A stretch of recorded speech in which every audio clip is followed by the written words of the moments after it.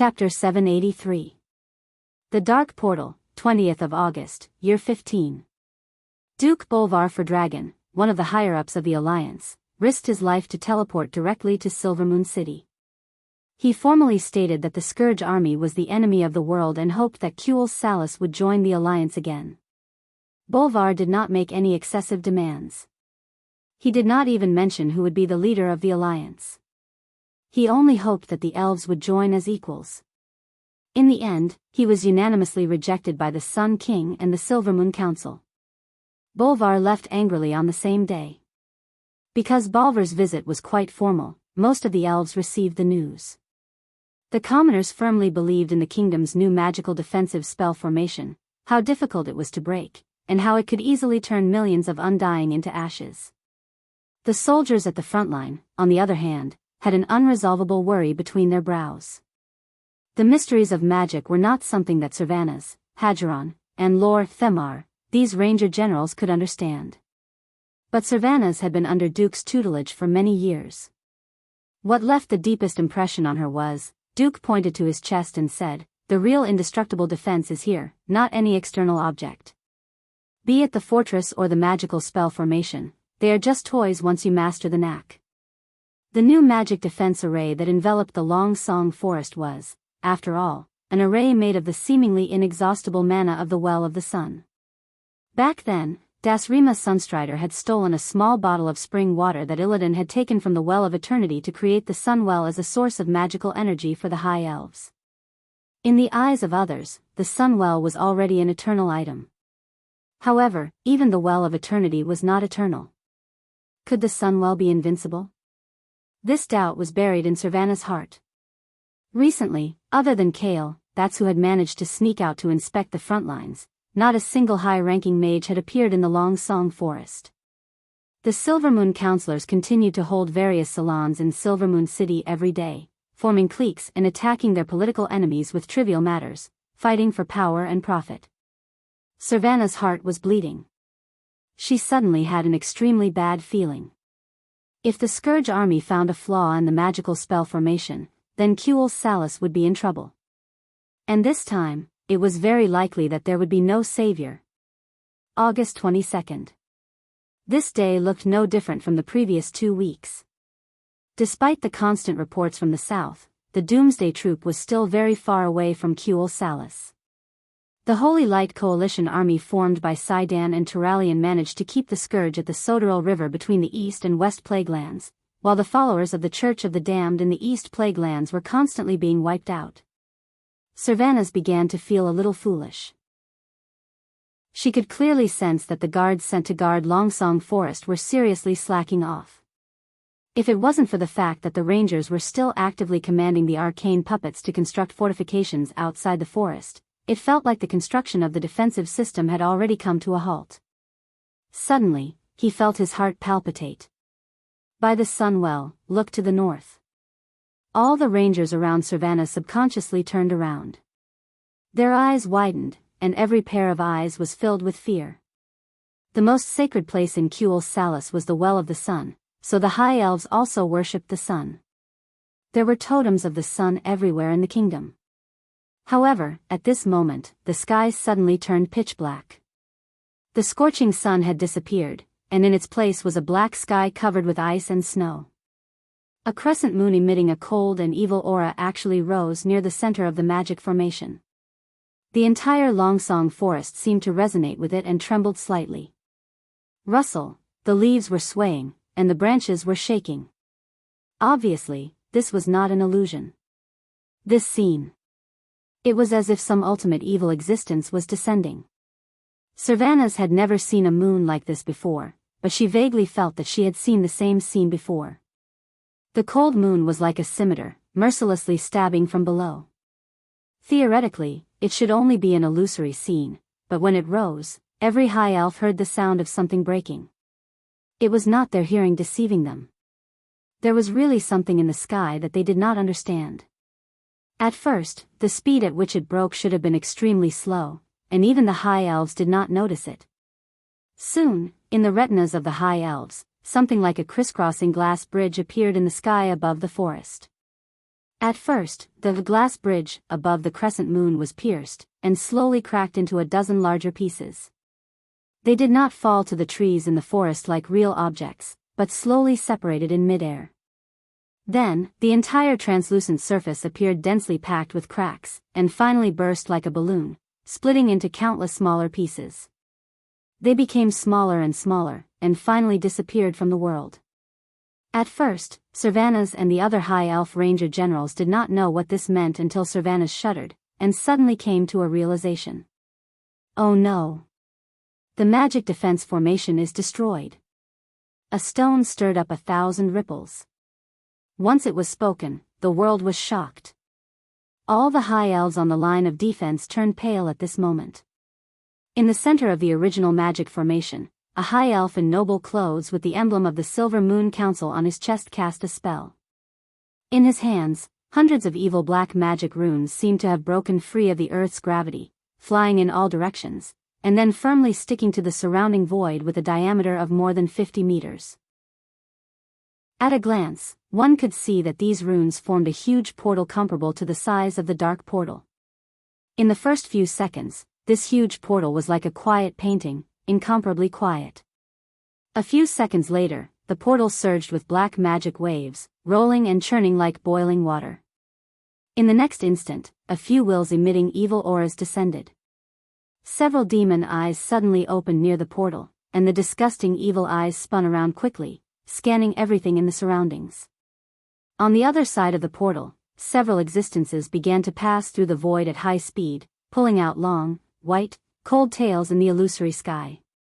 The huge portal was like a volcanic eruption, spewing out countless black shadows straight into the sky. It was as if a black rain had fallen from the sky. At first, there were stars, and then the black dots rapidly grew in size in midair. When these dense black dots completely returned to their original form, they had already filled every corner of the forest within a 5-kilometer radius. The Calamity Army. Arthas walked out of the portal with Frostmourne in hand. She tilted her head and revealed an evil smile. Darkan, you did well. Chapter 784. The surrounding space gradually darkened, and everything in his field of vision seemed to be covered in a thick layer of black snow.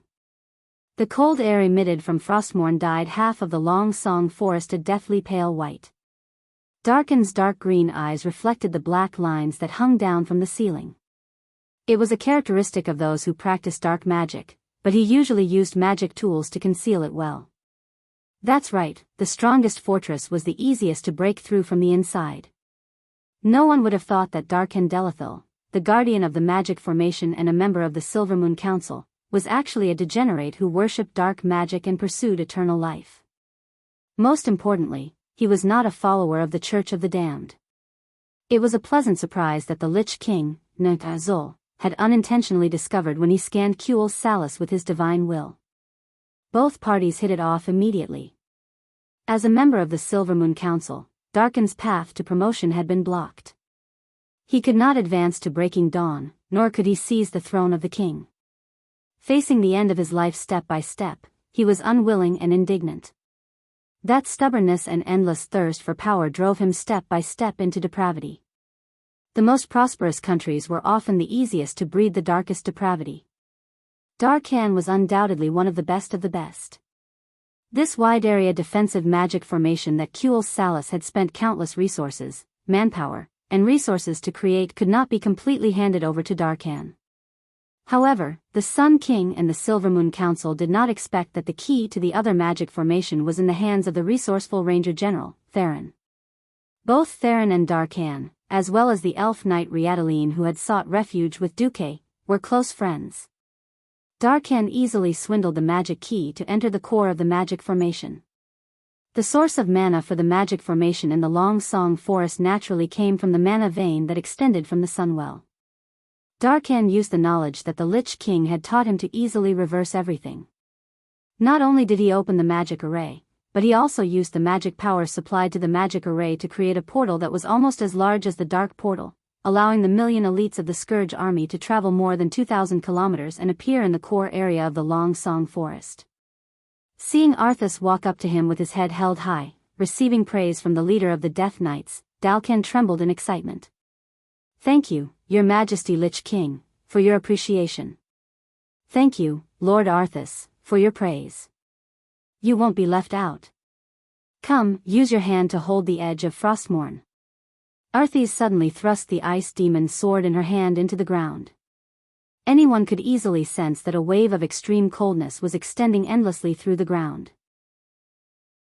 The trembling Dalcan hesitated for a moment, but he immediately realized that he had betrayed the High Elves. There was no other way out for him. He clenched his teeth and gripped the edge of the magic sword tightly. Unexpectedly, his finger that touched the edge of the sword was not cut off. Instead, the coldness that gushed out from the magic sword took away his life. Dalcan was dead. However, death was not the end. A lich dressed in blue and white magic robes suddenly appeared behind him. If there were any familiar faces, they would be able to recognize him from his pale face that he was the former Breaking Dawn archwizard Antonidas, who had turned from the most powerful human to the most powerful undying lich. Old Anthony stretched out his bony palm and placed it on the thin layer of ice on Dalcan's back. There was no feeling of touching something hard. Instead, Antonida's palm passed through the layer of ice as if it was soaked in water, pressing against Dalcan's back. Magic circuit. Reconstruct. Expand. This is a good material. In a few short breaths, the Breaking Dawn lich retracted his palm, and the ice on Dalcan's body suddenly exploded. Ha ha ha. Is this the power of death? Is this the power of immortality? Ha ha ha. How sweet. How intoxicated I am. Dalcan came back to life as an undying. The last trace of blood on his body had just faded, and the elements dancing in his palm had all turned into black dark force. How is it? Arthas asked. Willingly transformed into a lich is at least 30% stronger than an ordinary one, Antonidas replied. Very good. The fallen prince laughed. At this moment, Dalcan suddenly discovered that Arthas had yet to draw out Frostmourne. Beneath their feet, the initial undulation had turned into a huge vibration akin to surfing waves. Arthas had arrived. Bottom. Damn. Already. What? Really? This was a demon who had killed his father and master, and sent millions of people from his homeland and the entire continent to hell. The smile on his face turned into a sinister grin. I've always found the High Elves annoying since I was young. Back then, I thought that even though my father said that the Mynthal royal family's bloodline was the noblest in the world, how could there be a creature more noble than me? That's why I really wanted to see the expressions on the faces of those arrogant fellows when the turtle shell protecting the elves was smashed. If anyone could see through the thick soil to the ground, they would discover that the magic flowing in the veins of magic that extended from Sun Chaser Island to Silvery Moon City, and then from Silvery Moon City to Longsong Forest, was rapidly changing from a scorching hot flow to a bone-chilling cold. Antonidas used a magic formation to quickly reverse the direction of this incomparably huge flow of magic. Under Arthas' sword, the magic changed and rushed 180 degrees in the direction of Silvery Moon City. Ha ha ha. All of you arrogant long-ears can go to hell. Then, I want all of you to crawl under my feet. Fire. Ice. Two completely different types of magic collided underground. At that moment, the soil of the entire Longsong Forest seemed to glow with a burst of magic. From the center of the Longsong Forest, from south to north, a forest that was 5 kilometers wide, densely packed with magic runes, one yellow and one white, appeared. On the ground of the entire forest, the light that seeped out of the ground flickered continuously. If one looked down from above, they would discover that there was a magic network that looked like tree roots coming out of the ground of the forest. Leave the place where the light is. Sylvanas only had time to shout this. Unfortunately, how many people could escape in such a short time? The south passed through the eastern temple and reached the outside of the forest, while the north passed through all of Silvery Moon City. An incomparably huge light screen that seeped out of the ground and reached the horizon divided the entire Elven Kingdom into two. As if there was a delay, an incomparably terrifying explosion occurred. Chapter 785. An earth-shattering shockwave swept through the entire kingdom, all the way to Silvermoon City. In that moment, every elf in the kingdom felt 1,000,000 times more terrifying than an earthquake. It was a sense of despair, as if the entire world was about to be destroyed in an instant. Starting from the Long Song Forest, the 100-meter-tall giant trees along the magical power vein were blown into the sky by the continuous explosions like dominoes. In the forest, Sylvanas tried to use her speed to dodge the shockwave of the terrifying explosion. She wasn't in the direct range of the explosion, but the speed of a hero was useless against the shockwave that surpassed the limits of the human body. With a muffled grunt, she was blasted into a tree by the shockwave. Sylvanas tried to activate a skill in mid-air to prevent herself from crashing into the tree, but before she could, the tree itself was sent flying. The elves within range of the explosion were turned to ash, and the soldiers outside were also thrown into confusion. The elves' slender bodies were the least resistant to shockwaves, and the shockwave from afar was enough to knock them off their feet. Many were even blown off the ground, crashing into various corners of the forest.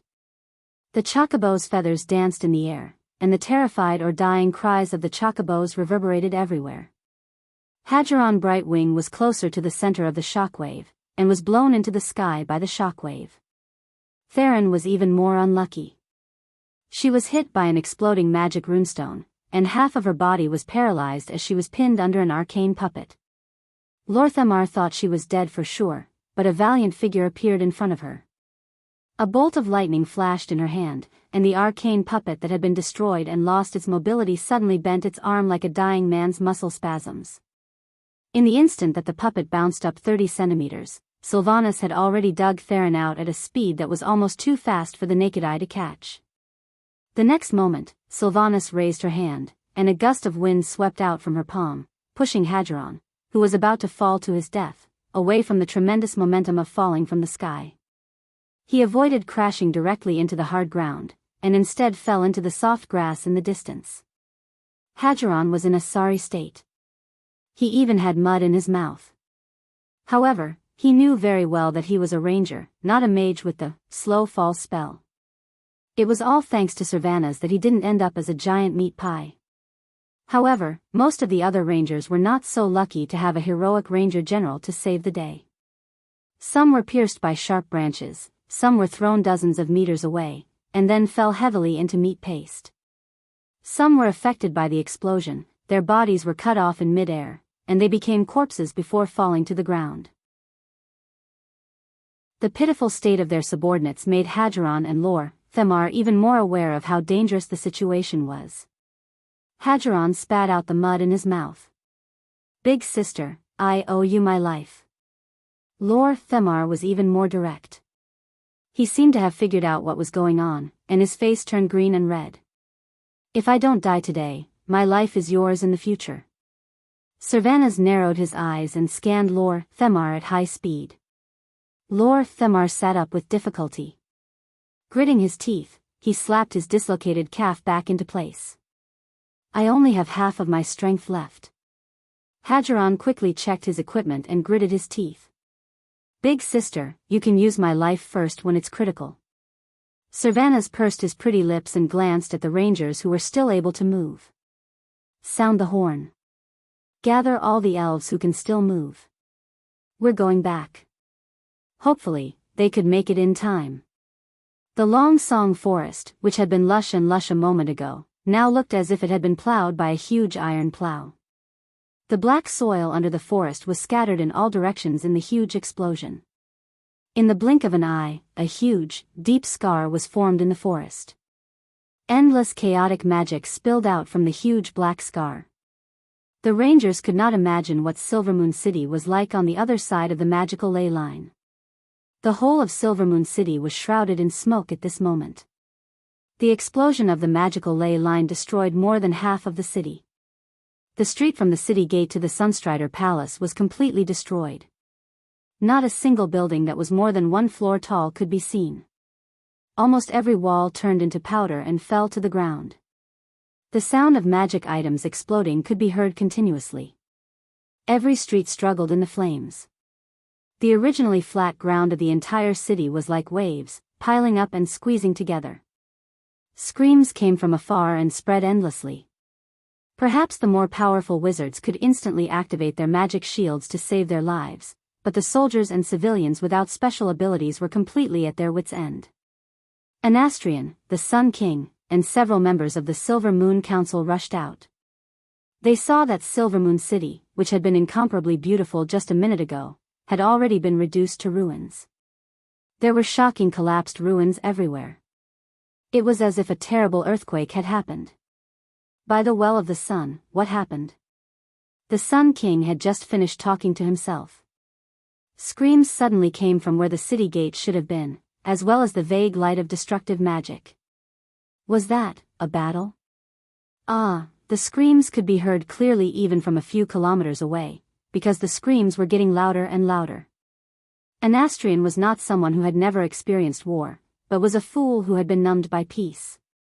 He immediately realized that this was definitely a premeditated attack. The increasing dark aura in the direction of the city gate told him the identity of the attacker, the Doomsday Army. They had no intention of saving the victims in the city. The Sun King's expression turned cold. Guards. Gather everyone who can fight and set up a defense line in the palace. He ordered his subordinates to set up a defense, but the Sun King didn't enter the palace himself. Instead, he walked out of the palace, surrounded by guards. A Silver Moon Council member asked in shock, "Your Majesty, where are you going?" The Well of the Sun, the hearts of the council members thumped. They realized His Majesty's choice. In the eyes of the king, only the Well of the Sun was the root of the High Elves. He had already abandoned the 100,000 to 80,000 elves who were still alive in Silver Moon City. A council member couldn't help but dissuade the Sun King. "Your Majesty, are you going to abandon your subjects just like that?" Before Anastrian could finish, something even more shocking to him, as well as all the council members and guards, happened. A bridge made of ice suddenly extended from the direction of the city gate to everyone in a few breaths. Before anyone could react, a huge ice disk carrying a few figures that emitted an ominous aura had already arrived. Chapter 786. Kuel Salas's self-isolation was for political and military reasons. In fact, the High Elves were everywhere in the Eastern Kingdom in terms of life, economy, and so on. Didn't they see that King Dalen's lover was an elf? Not joining the alliance to fight against the Calamity Army didn't mean that Anastrian didn't know what was going on outside. Even if he knew, his heart still couldn't help but skip a beat when he saw the standard dead face of his old friend Antonidas. There were sounds of moaning and crying, the crackling sounds of fire burning the city, the loud sounds of explosions, and the increasingly loud sounds of killing coming from the original direction of the city gate. The Sun King didn't pay attention to all these sounds. All his attention was on Antonidas, who had become a lich, and the Death Knight beside him who held a skeleton-shaped magic sword.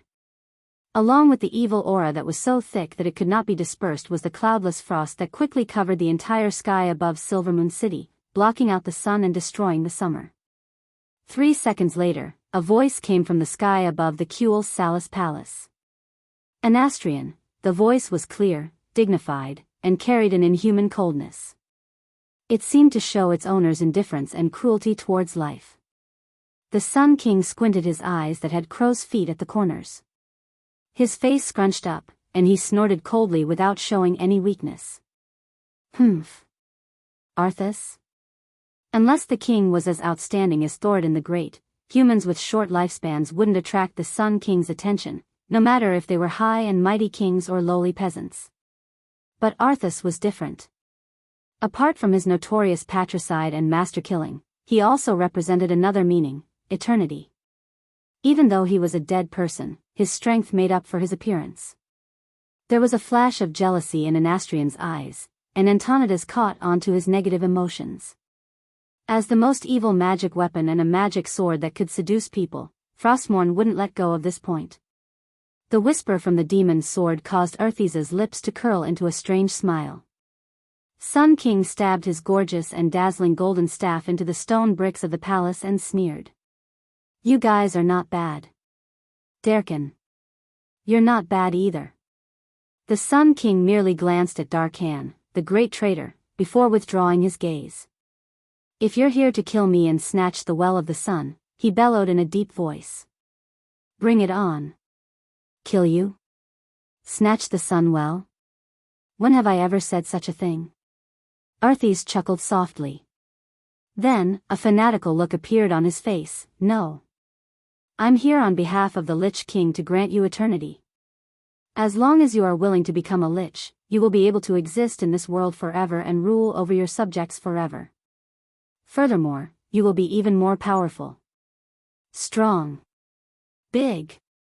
It was almost as if they were responding to Arthas's declaration. At some point in time, the Death Knights had already passed through the ruins of Silvery Moon and arrived in front of the palace. They dismounted from their skeletal warhorses and knelt on one knee, placing their left hands on their chests to show their utmost respect to the owner of the declaration. The great Lich Antonidas took a step forward and smiled as well. "Old friend, look at how weak you are. Just like how I was a few months ago. Time destroyed our bodies, causing our magic to deteriorate day by day. But now, I'm different." "Different?" After sensing the Sun Well magical power veins that were still flowing under the palace, the Sun King raised his head in disdain and declared confidently, "This is Silver Moon City, my home ground. No existence can defeat me here. Antonidas, you tied with me before purely because we were in a neutral area." "Home ground?" Antonidas smiled mysteriously. "This is not just your home ground." The next moment, Anastrian understood what his old opponent meant. Death. Terror. Anguish. Fear. All the negative effects that living beings could have became the source of the Great Lich's magic power. This was the cataclysm. This was evil. Furthermore, as the Calamity Army continued to teleport into the forest, massacring and spreading fear in Silvery Moon, Antonidas's power would only increase. It was obvious that this was enough to make up for the gap between him and the Great Lich. What made the Sun King most uneasy was that the Calamity Army had occupied one of the three magical power of the Well of the Sun as a source of magic to supply the portal. As time passed, the number of undyings that appeared in the land of Kuel's Salus would only increase. But Anastrian was not willing to give up. He had been crowned king for more than 3,000 years. How could he be willing to be the servant of a monster of death that came out of nowhere? "Humph. No one can defeat me here." The Sun King roared loudly. Then, the staff in his hand released a dazzling divine light that was even brighter than the sun. "We are not humans." Antonidas sneered and raised his staff high. "Teach him a lesson." Arthas was unmoved. She stood quietly with her sword. A second later, the violent magic that surged out of the elemental realm, enough to change the color of the entire world, was shaped into a completely different nature and form. It collided in midair. On the other side, with Servanas as the leader, an elite elven troop was charging forward. The composition of this troop was very complicated. There were rangers, warriors, spellbreakers, paladins, and many arcane puppets that were originally set up at the front line. Because the attack was too fierce, many people only realized that they had been left behind by the troops after they had dealt with the enemies in front of them. The injured were left behind. Those who could not catch up were left behind. Those who were trapped were also left behind. But none of the elves had any complaints, because they were protecting the king. They were risking their lives to rush back to save their capital, their homeland. At this moment, Servanas did not look like a ranger at all.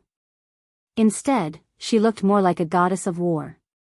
With a longbow in hand, she was always at the front of the assault troop, showing off her strong and heroic posture to the elves behind her. The sound of the longbow never stopped. When her left hand was tired, she would switch to her right hand. When her right hand was numb, she would switch to her left hand. Every arrow that carried wind and thunder would definitely blow up the head of the most difficult undyings.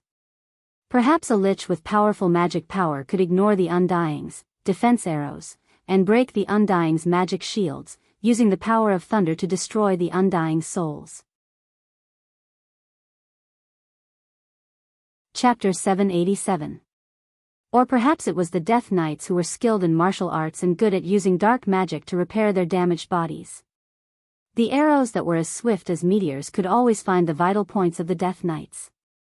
Then there were the lesser lords of the cave demons. Those former spider demons, even if they hid underground, would be blasted into pieces by the huge lightning unless they hid very deep. Sylvanas was like a flag that encouraged all the elves. There were many elves who had fallen behind, but similarly, there were also elves who were trapped in various places and could not break out of the encirclement. They followed Sylvanas without hesitation. To the north. To the north. All the way to the north. Destroy those filthy undead and demons. Kill, kill, kill. Kill to Silvery Moon City, kill until they see their loved ones, until they see their king. Silvermoon City's magnificent platinum and gold city gate had disappeared without a trace. There were gravel everywhere. There were bloodstains everywhere. Death was everywhere. However, this was not important. The belief of protecting the country supported them. Sylvanas, the ranger hero who had returned from the distant southern continent, was leading them.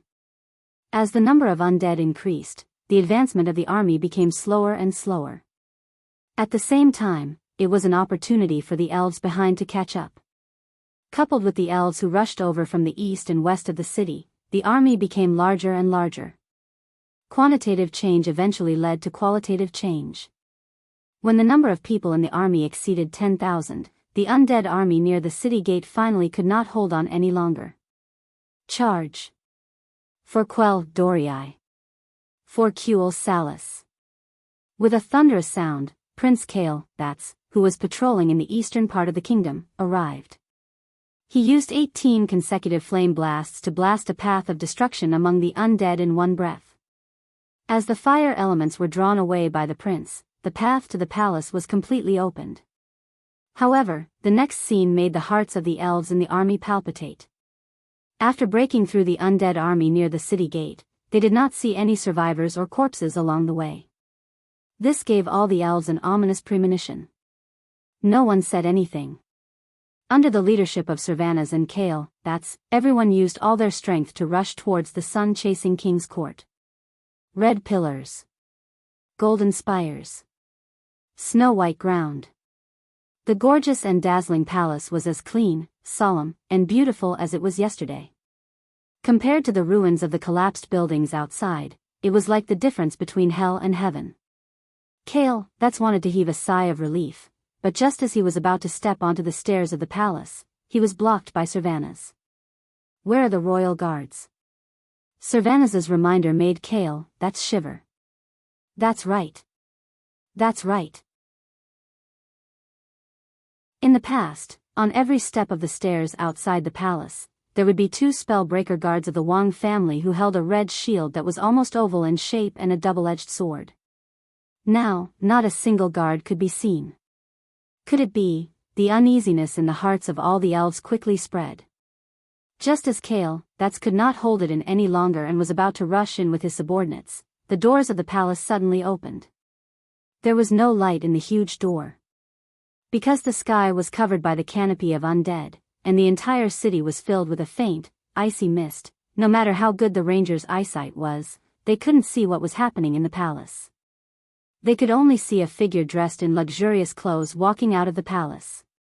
After spending 1,000 years together, it was impossible for him to mistake that silhouette and that attire. Father?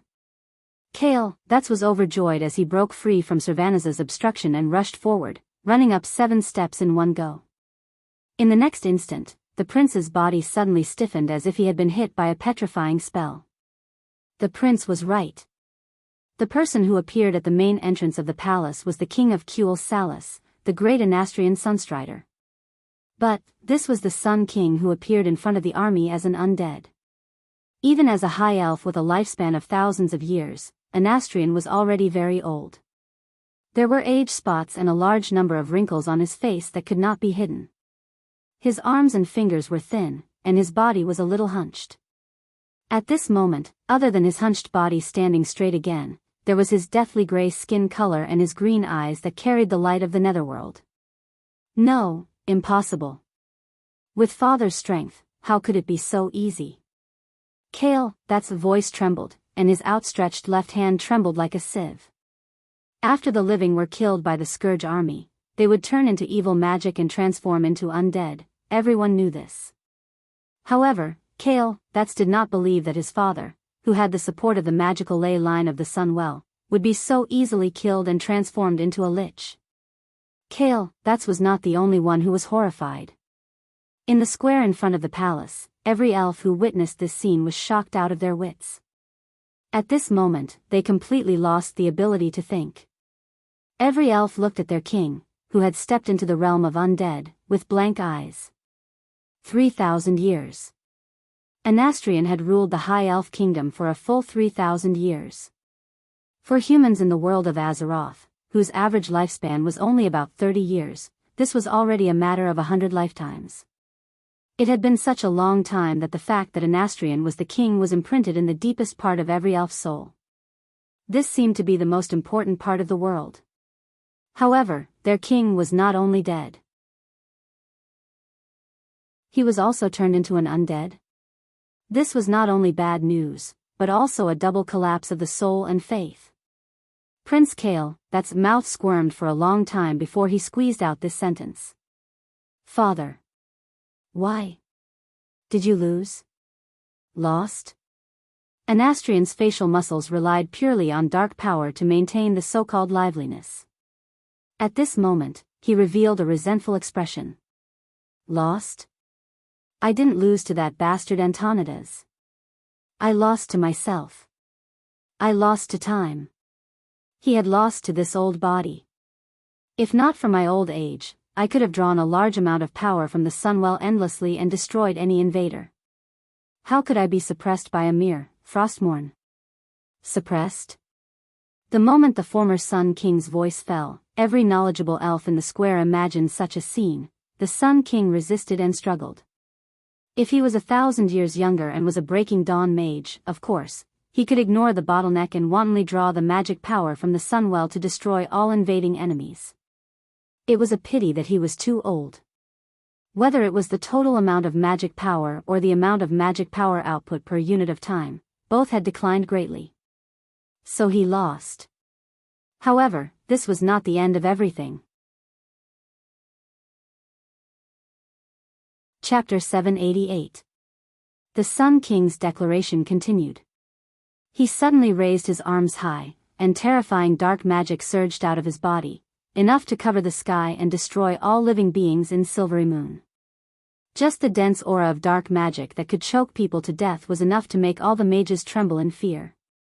Anastrian's magic had recovered. Not only had he recovered to his peak state when he was young, he was even stronger than that. That was almost a demigod, the strongest state at the peak of Breaking Dawn. The Sun King's aged and imposing voice echoed in the air above the square.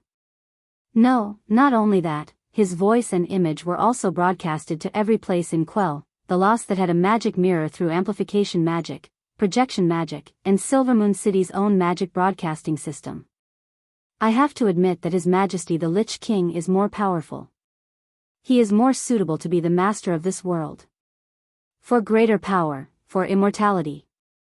I, the Sun King, Anastrian Sunstrider, swear allegiance to His Majesty the Lich King and become his general, on par with Arthas Menethil. As soon as these words were said, the world was shocked. Surrendered? The arrogant Sun King had actually surrendered. If the Sun King died in battle, no matter how unreliable his reign was in his later years, the elves would still respect and worship him. A king who died to protect his country and his people was definitely worthy of the people's worship. His bravery would even cause the loyalty of the elves to shift to his successor, Kale. This was the case in the original history. When Kale left Kuel's Salus to find a new path for the remaining elves, Theron, as the regent, did his best to rebuild his homeland. It was only when Kale completely fell and betrayed the High Elves that Theron had no choice but to set up another faction. Now, there was a serious deviation in history. Antonidas, who had died and could only wander the Dalajan ruins, had become a great lich. Now, even the Sun King Anastrian had become a great lich. If Kel Thuzad, who was about to be resurrected, then Arthas would have 3 powerful great liches under her command. At this moment, no one knew that a third great lich would appear. Just the fact that the Alliance's 2 Breaking Dawn great wizards had fallen into depravity and become great liches was enough to shock every elf to the point of despair. A Breaking Dawn archmage. That was the supreme combat power of the mortal world. How could he fall just like that?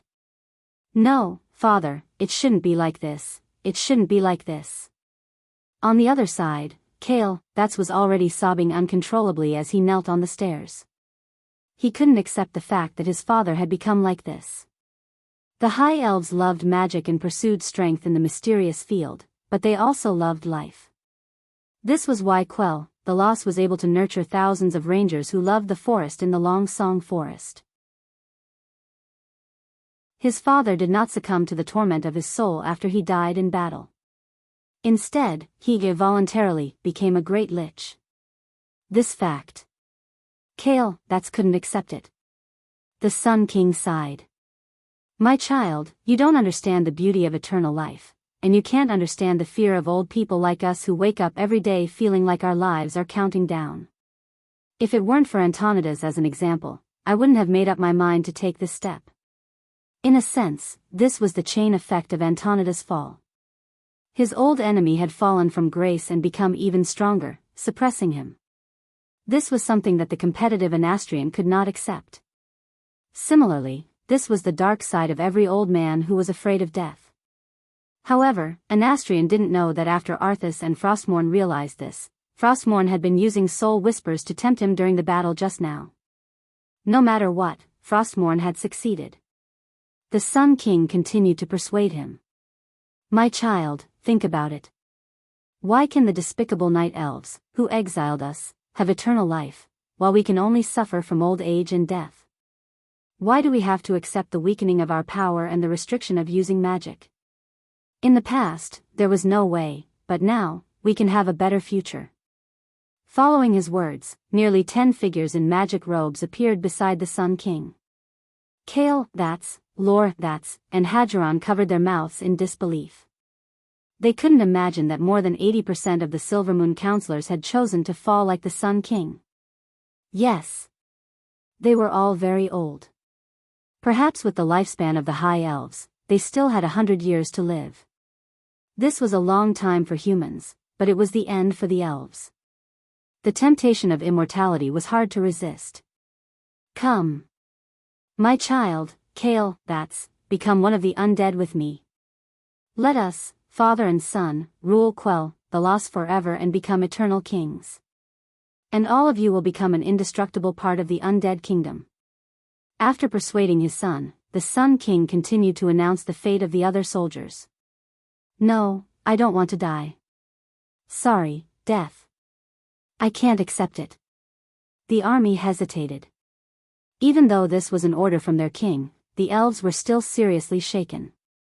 If it were any other order, even if it required them to sacrifice themselves, they might gladly accept it. But who could accept becoming such an ugly monster after death, especially the elves who loved beauty as much as their lives? The hesitation soon turned into a commotion. The crowd became agitated. The next second, the situation changed again. A wall of death flames that was 50 meters high, emitting a dark aura, soared into the sky and tightly surrounded the entire square in front of the palace, including the tens of thousands of elves. This was the work of the Sun King. A former Silvermoon counselor walked out and sneered. Lowly subjects. This is not a request from your king, but an order from your king. You can choose not to accept it and be killed, but in the end, you will still become immortals. Or you can voluntarily become immortals. If it's the latter, you can obtain more power than you had when you were alive. Hiss. All the elves gasped. At this moment, as if to demonstrate, a row of Silvermoon counselors released their dark magic power. Suddenly, a black aura soared into the sky, suppressing all the voices of dissent. Be killed. Become weak. Or voluntarily die. Become stronger. If it was death anyway, then there should be no need to consider what choice to make, right? The voice of the Sun King sounded again. Is there anyone else who objects?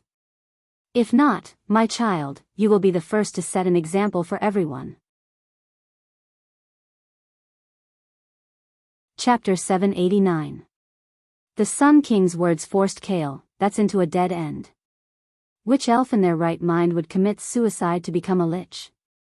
Putting aside the eternal life that the world tree brought to the night elves, just the lifespan of the high elves was extremely long.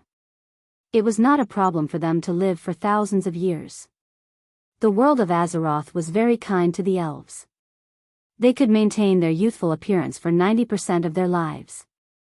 From 100 years of age to decades before their death, they would generally maintain the appearance of handsome men and beautiful women. Most elves loved beauty. Other than Darkan, who was a fanatic of dark magic, no one was willing to die and become like that. Of course, it was another matter if they were caught by a Breaking Dawn mage and forced to die. Although they did not want to admit it, there seemed to be clear evidence that a dead Breaking Dawn mage would become stronger. Should they be killed first, become weak, and then be enslaved? Or should they throw themselves into the embrace of darkness? If death was the prerequisite, there was almost no need to consider this choice. Unfortunately, no one wanted to die, especially under such circumstances. Unknowingly, Prince Kale, that's had become the focus of the tens of thousands of elites present. Kale, that's was the focus of countless sword-like gazes. That feeling was worse than being cut by 1,000 knives. He could clearly hear the thoughts of the elves behind him. We don't want to sacrifice our beauty for power. Lead us to rebel against your father. Kale, that's, since your father is dead, regardless of whether he still exists or not, you are already our king. Why should the living listen to the orders of a dead man? Those who were able to risk their lives to fight their way back to protect the emperor under the shroud of evil forces were naturally not weak. It was no exaggeration to say that the people gathered here were the most elite warriors of Kuel Salis. They did not lack courage, strength, or loyalty to the kingdom. What they lacked was a flag to fight against evil. Obviously, they wanted Kale, that's to be this flag. Kale, that's was gentle, sincere, powerful, and had a perfect image. He was the role model of the entire Kuel Salis. At this moment, he was also the hope of the elves. Even though they knew that they were no match for him, the hearts of the elves were still in their throats, eager to hear the declaration of resistance from the mouth of their beloved prince. No. Even if it was just a shout filled with resistance. They would not hesitate to fight the Sun King who had fallen into evil. An Astrian, who attempted to drag the entire race into the abyss of death in order to not die, did not deserve to be their king. But, they were doomed to be disappointed. Kale, that's mouth squirmed. From the trembling of his robe, one could imagine how much his body was trembling under the robe. Your Majesty, you. Theron suddenly shouted. He hoped to wake Kale, that's up. The dead were already dead. Dead men do not deserve royal power. As long as Kale, that's, the righteous prince, raised his arm and called himself king, he would definitely gain the recognition of all the soldiers. That's right. At this moment, Kale, that's was already a king in the truest sense of the word. He only needed to take a small step forward. No one expected Kale, that's to actually, slowly kneel down. It was obedience to his father, obedience to the former king. Whether it was sincere or forced, he knelt down. Almost every living high elf felt a burning shame. It was the most ruthless kind of humiliation, as if they were being mercilessly whipped in the face. The prince that they had high hopes for was actually such a coward? Your Highness. I was wrong about you. Hageron Brightwing, who was not far from Kale, that's, roared. But a more powerful female voice interrupted him. It was Theron's voice. You still call him your Highness? He doesn't even have the most basic respect for the living. He is not worthy of being our king. In the next instant, two huge hands of magic power appeared out of thin air and sent the two ranger generals flying. Then, they were pressed to the ground by the huge hands of magic power. Under the power of the mysterious magic, they could only let out muffled groans and could not utter a single word. The Sun King's voice sounded again. Come to me, my child. As a ruler, you must have the strength and dignity of a ruler. You don't have to care about their opinions. No one will oppose us. Because they will soon crawl in front of us as undead. They will be our subjects for all eternity. The voice itself had a strong magic power that completely surpassed the radiant moon level. It was so huge and terrifying that no one dared to resist. Kale, that Sunstrider, surrendered. Perhaps some people would wonder why this Kaiser surrendered so easily. In history, after the fall of his country, he first sought refuge with the Alliance, then was put on death row by Vashj. Then, he was rescued by Vashj, poached by Illidan, but did not do well. In the end, he sought refuge with the most unreliable boss, Kil, Jaden, and fell. Someone had once discovered that such a large adult elephant was actually chained by a small iron chain tied to a small iron nail.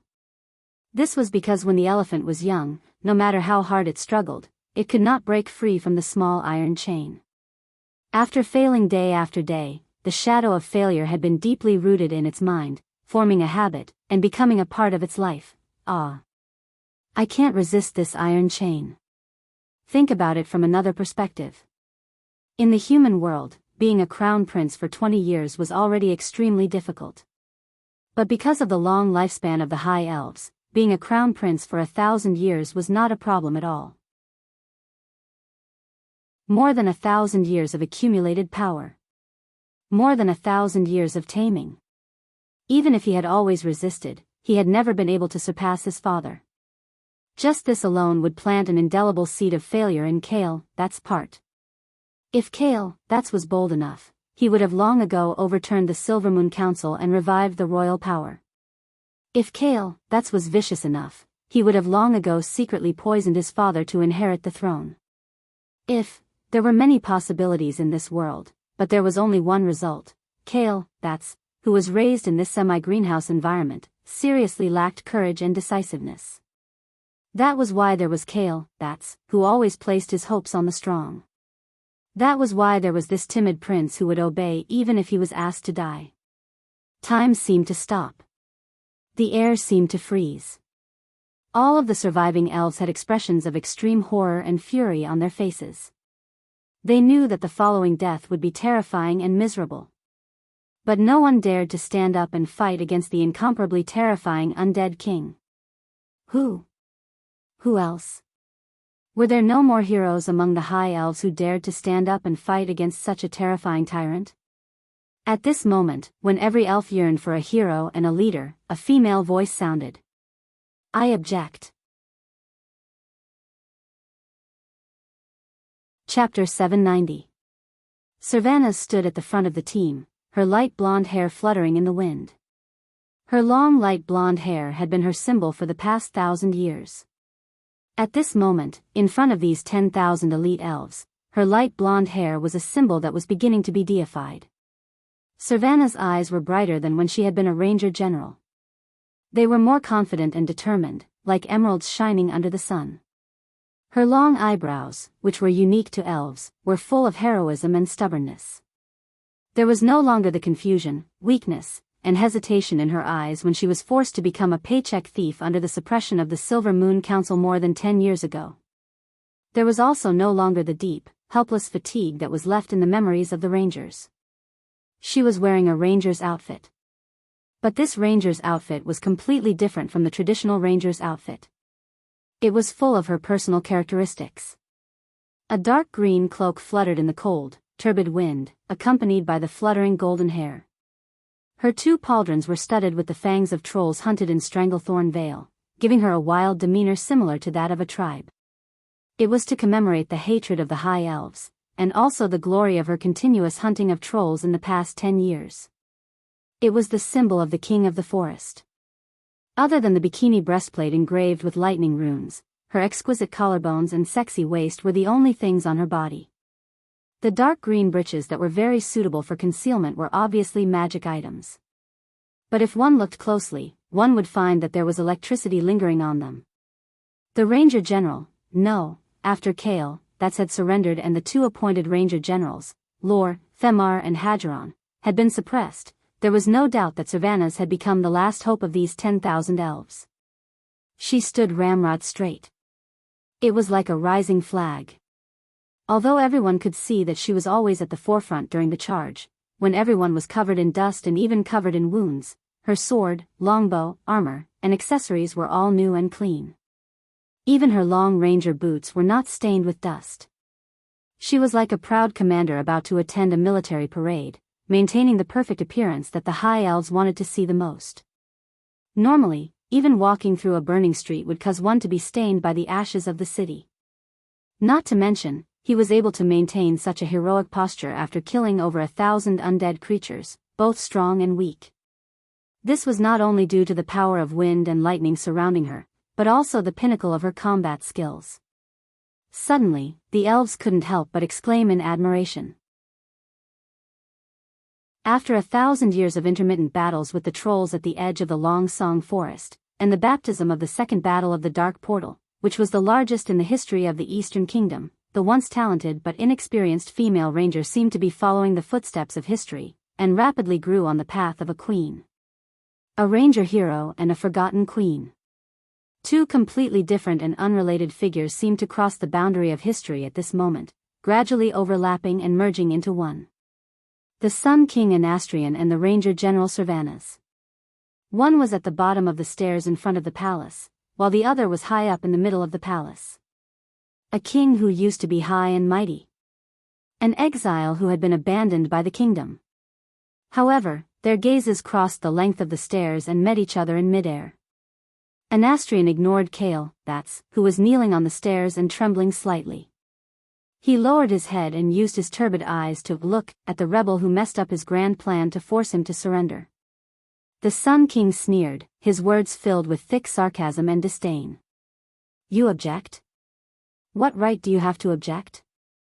It's rare for you to muster up the courage to object to me, but you still can't stop the lives of you and your possible followers from coming to an end. So what's the point of your objection? Sylvanas raised her head high, her beautiful, fearless face glowing with the light of life. I object. It's because I'm a ranger, and I at least know how to be grateful for the beauty of life. Unlike a guy like you whose brain is rotten, who only treats life as a tool to be trampled on and discarded at will. The Sun King sneered. Grateful for life? What's the point of such a boring feeling? As long as one is a living creature, one must always have the fear of death. Since one can't abandon the fear of death, then one should find a way to overcome death itself. My foolish subjects. Since you believe that death is terrible and miserable, and you don't dare to take this step yourself, then you should abandon your rationality and let me, as your king, decide everything for you. Sylvanas said sarcastically, let you decide? Do you think you, who have become so ugly, still have the right to decide to make us as ugly as you? Enough. Anastrian, you know that your life is gone, but can you please not continue to exist shamelessly? Don't even try to drag more people to die with you, knowing that you and your followers will not have any redemption in the future. The Sun King was clearly angered by Sylvanas' rebellious declaration. You, Sylvanas glanced at Kale, who was still trembling but did not dare to look at her. After sighing softly, she slowly raised the longbow in her hand, drew the bow, and nocked an arrow. She pointed the sharp arrowhead at the high and mighty Sun King, pointing at the once incomparably noble head that had now turned gray and ugly. Anastrian, you have the right to give up your life, but you have no right to trample on the life and soul of every elf who loves life. With this sentence of yours, Sylvanas Windrunner, hereby declare that I don't recognize the Sunstrider as my king. So, my last advice to you is, go to hell. Undying. Every word was sonorous and powerful. Bit by bit, it seeped into the soul.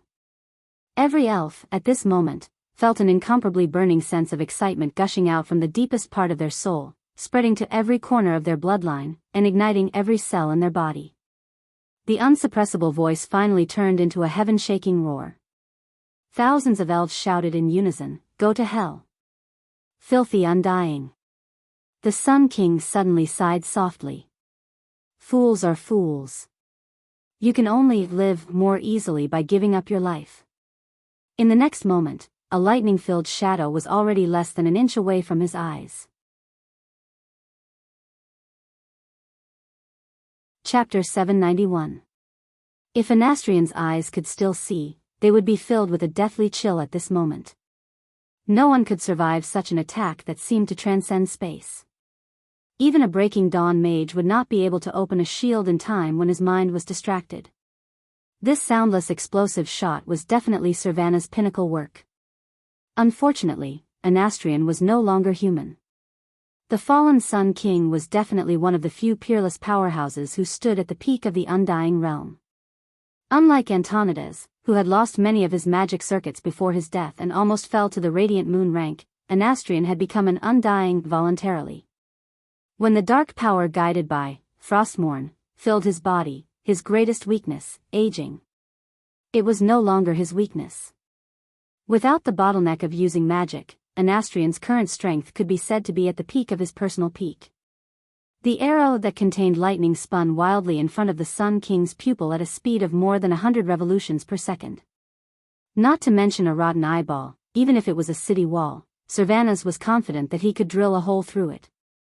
Unfortunately, Anastrian, who was at the peak of mysterious power in this world, had a defense that was not limited to city walls. It was a close call, but the tens of thousands of high elves still heard this word, dark flame barrier. It was not a word that came out of the mouth, but more like it was forcefully stuffed into the minds of every elf through the soul. The dark aura instantly gathered on the Sun King's body, turning him into a black sun filled with an evil aura. High temperature. High heat. Terrifying majesty and pressure. That was not an existence that mortals could look at directly. Servanas could not believe her eyes. With her extraordinary eyesight, she clearly saw a layer of black film appear on the retina in front of the Sun King's right pupil. It was as thin as a soap bubble. It gave her a feeling that it would burst with a poke.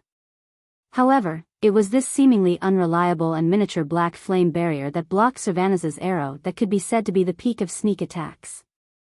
If Sylvanas had a high-powered microscope, she could have even discovered that the black flames already had a diamond-level molecular arrangement. TCH. Sylvanas stomped her foot, and her valiant figure suddenly disappeared from where she stood.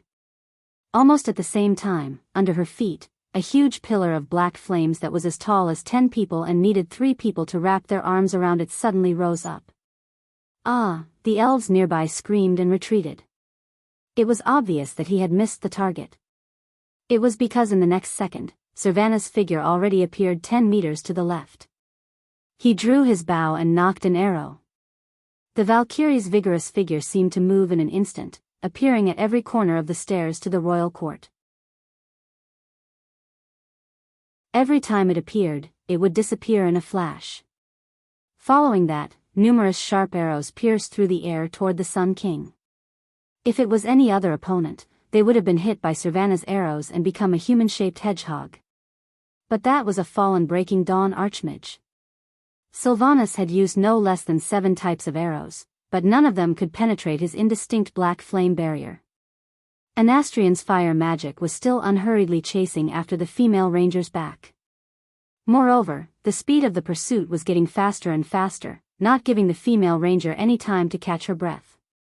Yes. It was like an evil old cat that kept toying with a mouse after catching it, giving the mouse a chance to escape before catching it again, constantly making the mouse hover between hope and despair. In the beginning, the tens of thousands of elves still prayed for Sylvanas to show her might and destroy this king who had fallen into the abyss of evil. Because they couldn't even step over the black wall of flames in front of the stairs. Soon, they became deeply uneasy. The Sun King's mockery came at the right time. I don't want to admit it, but today, the entire High Elf race and ancient traditions will be destroyed. Because absolute death has arrived here. It's not a mighty power that mortals can resist. Sylvanas' angry curses came from the air. So you even gave up the noble position that has been passed down for 1,000 years, and would rather become a dead dog to kneel and lick Arthas' boots? Anger without strength is just a meaningless struggle, the Sun King said disapprovingly. You can still speak to me so unyieldingly because you haven't experienced the absolute power of the Lich King, as well as the despair of invincibility. Despair? You're not worthy. Sylvanas' disdainful sneer echoed in the air. If there's a name in this world that brings me despair, that name would be Duke Marcus, not you, Anastrian. His plan that transcends time and space isn't something a fool like you can understand. At the mention of Duque's name, not only Kale, who was still crawling on the stairs and didn't dare to move, but even Anastrian trembled violently. Sylvanas seemed to have found the Sunstrider father and son's sore spot, and mercilessly attacked with his poisonous tongue. Ha ha ha. You're right. Even your master Arthas' hand was cut off by Duque. And your master's master, Ner'zhul, was also defeated by Duque. Not to mention you, Anastrian. You're clearly an old dog that's afraid of death, so don't use greatness to cover up your fear of death and cowardice. When it came to arguing, the most important thing was the argument.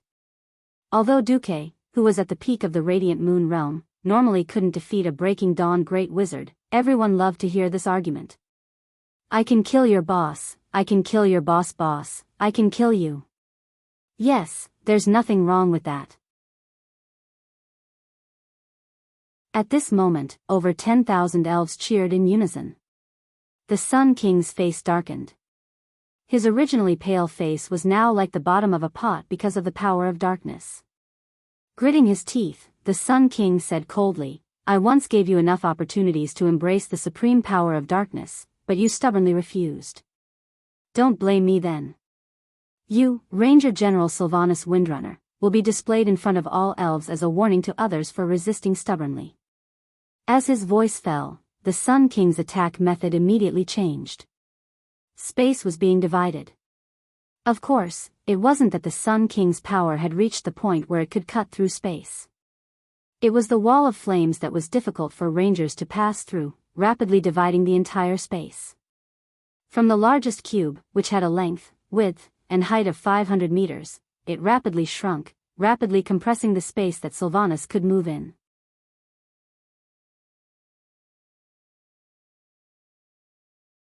Chapter 792.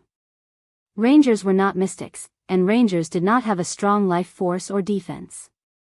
In this situation, if she was a holy knight, she might be able to use invincibility to charge in and fight. But as a ranger, from the moment she could not shoot the enemy and refused to leave, Sylvanas' fate was decided. Like a poor bird in a cage, no matter how fast she flapped her wings, she could not break free from the shackles of the cage. Her space to move was getting smaller and smaller. Receive my strongest attack, the fallen king who tried to destroy his people and kingdom. Anar Alabalor, for the eternal sun. This was Sylvanas' most powerful arrow. It might be effective against other existences. The most powerful arrow often meant that she needed to stop moving and accumulate power.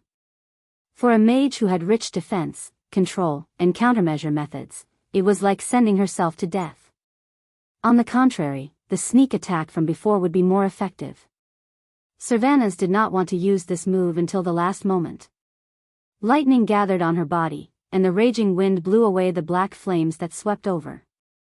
At this moment, Sylvanas had used all the elemental power she could. Seeing this, Anastrian's gray lips twitched. If I have to shoot this arrow to make you despair and serve me forever, then as you wish, my Ranger General. Who wants to serve a rotten bone like you? Her light blonde hair danced in the raging wind, and Sylvanas almost pulled the longbow in her hand to a full moon. The atmosphere shook. The sky echoed with a buzzing sound. The power of this arrow was definitely not small. If it was a city gate without magic protection, perhaps it would be instantly shattered by this arrow. Thump, the vibration of the bowstring finally sounded.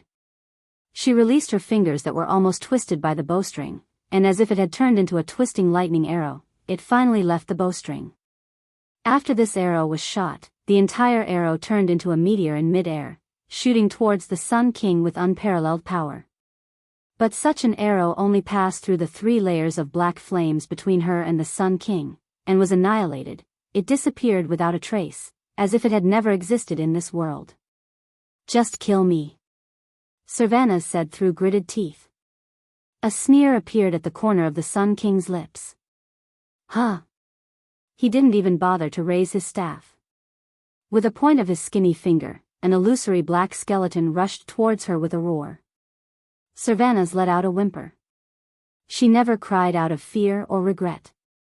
This brief, hoarse whimper was born of anger, hatred, and righteous rage, because she could not stop the evil king, who had become the fallen. Even if she sacrificed everything she had, even her life, she still wouldn't be able to stop it. She suddenly remembered the advice of Alusia and the others before she left. Wait for Duque. Duque will definitely have a way. If you don't have the strength to see through the whole situation, then please wait for Duque's instructions. Suddenly, he felt sad. Sister Aurelia, Sister Sasha, was I wrong? In pain and despair, she faced the terrifying black skeleton head-on. She hoped that her magic items could slightly resist this dark magic, but they shattered the moment they touched the black skeleton. Low-level mysteries were defenseless in front of high-level mysteries. The black skeleton hit her. Cold. It was absolute cold that penetrated into her heart, like an ice sword cutting into her body. At this moment, Sylvanas saw Kale, that's turn his head, and their eyes met. The blood drained from Sylvanas' face, and her mind began to blur. Was I hallucinating? A hint of regret appeared on Prince Kale, that's handsome face. Sylvanas Windrunner felt that she was in free fall. This wasn't in a physical sense, but on a mystical level. It was her soul that was falling. Like a ship that had lost its power in a storm, she was lost. How did I get here? I can't remember. Was I killed by Arthas? Or was it the damned Sun King who did it? There was no concept of time here. Her life wasn't a series of events, but just a moment, a flash of thought in the infinite void. There was only darkness in front of her. Then she felt that she was falling, she really felt it, for the first time in a long time. She flinched. She was in extreme pain. She came here. She felt that her soul was being torn to pieces. She only felt pain. Did fighting against evil bravely and protecting her home mean endless pain? Cold. Despair. Fear. Strange things appeared in the endless darkness. Countless relatives and friends died, turning into mindless zombies that staggered around her. Seeing this scene, her heart became fragmented. The purplish-black scar of death passed through the city, splitting it in two. The citizens of Silvery Moon dragged their broken heads and innards behind them as they staggered towards the King of Death, Anastrian. In the end, they knelt on the ground and worshipped the despair that was about to rule them for all eternity. She was angry, but she couldn't resist because the horror that definitely didn't exist in the world of the living was suppressing her. Sharp claws of darkness surged out from all directions and tore at her. She wanted to scream, but she couldn't. A pair of evil eyes stared at her from behind, but she couldn't turn back. She saw the Sun King's rotten mouth, his face full of mockery for once playing with her in the palm of his hand. Her soul desperately tried to charge at him, but under the pressure of this horror, she somehow lost the courage to resist. She suddenly found that she had once again become that underage blonde child who was trembling in fear in the dark forest, bearing the consequences of making the wrong choice alone. As expected, my elder sister, my younger sister, is your foresight the most correct? As expected, I shouldn't have been so rebellious. I should have listened to Duque earlier. In the outside world, every elf looked at the female ranger's twitching body in horror and listened to her continuous screams. That was Sylvanas' soul being ravaged and tortured. Every elf felt great pity for her, but also fear for the Sun King. Death coil. With such a simple strike, Sylvanas, who they had placed their greatest hopes on, had been defeated. Their courage was waning, their willpower was beginning to wane, their knees were about to give way, and their bodies were about to kneel. At the very end, suddenly, the Sun King was shot by an arrow. He let out the most mournful scream since his appearance. It was an arrow shot by a young girl who had suddenly appeared at the bottom of the stairs. That girl had a face similar to Sylvanas. Enter Lilith Windrunner. This is impossible, the Sun King screamed. Of course my arrow can't, but what if it's Alexstrasza's arrow? The youngest of the Windrunner family smiled faintly. Chapter 793. Sun King's ashen face suddenly twisted. That was anger. That was fear. Sun King's murky eyes turned with difficulty. The vision from his soul finally trembled and focused on his shoulder. The youngest daughter of the Windrunner family was right. That ordinary-looking green arrow was indeed attached to a long red hair that was at least half a meter long. As long as one focused their mind on the hair, anyone with the slightest intuition would be able to clearly feel a mighty dragon's roar coming from it. It was indeed the power of a dragon that stood at the top of the food chain in the world. This terrifying power that seemed to be able to incinerate all unclean things in the world was definitely the power of Alexstrasza, the giver of life. The flame of purification that contained the power of life was definitely the greatest nemesis of undead creatures. In the original history, during the battle at the Heaven's Wrath Gate, under the scheming of the Dreadlord Varamesas, the great potioneer of the Undercity's Royal Potioneering Association, Potioneer Putris, rebelled and used the new plague. The army led by Duke Bolvar and young Salufar was completely wiped out by the plague. Bolvar was dying, and Red Dragon Queen Alexstrasza used the flame of life to burn the entire battlefield in order to prevent the new type of plague from spreading. This clearly explained why the seemingly more powerful lightning arrow was easily dispelled, and why Lilith's seemingly soft shot could easily penetrate Sun King's defense. Anastrian's body was trembling, and his soul was in fear. It wasn't that the seemingly weaker Lilith had the possibility of killing him, but that there was another possibility. Everyone knew that the Windrunner family was with Duque. Similarly, everyone knew that Duque had saved the Red Dragon Queen and had a life-and-death friendship with her. Otherwise, who would dare to pull out the Red Dragon Queen's hair? Would they be tired of living?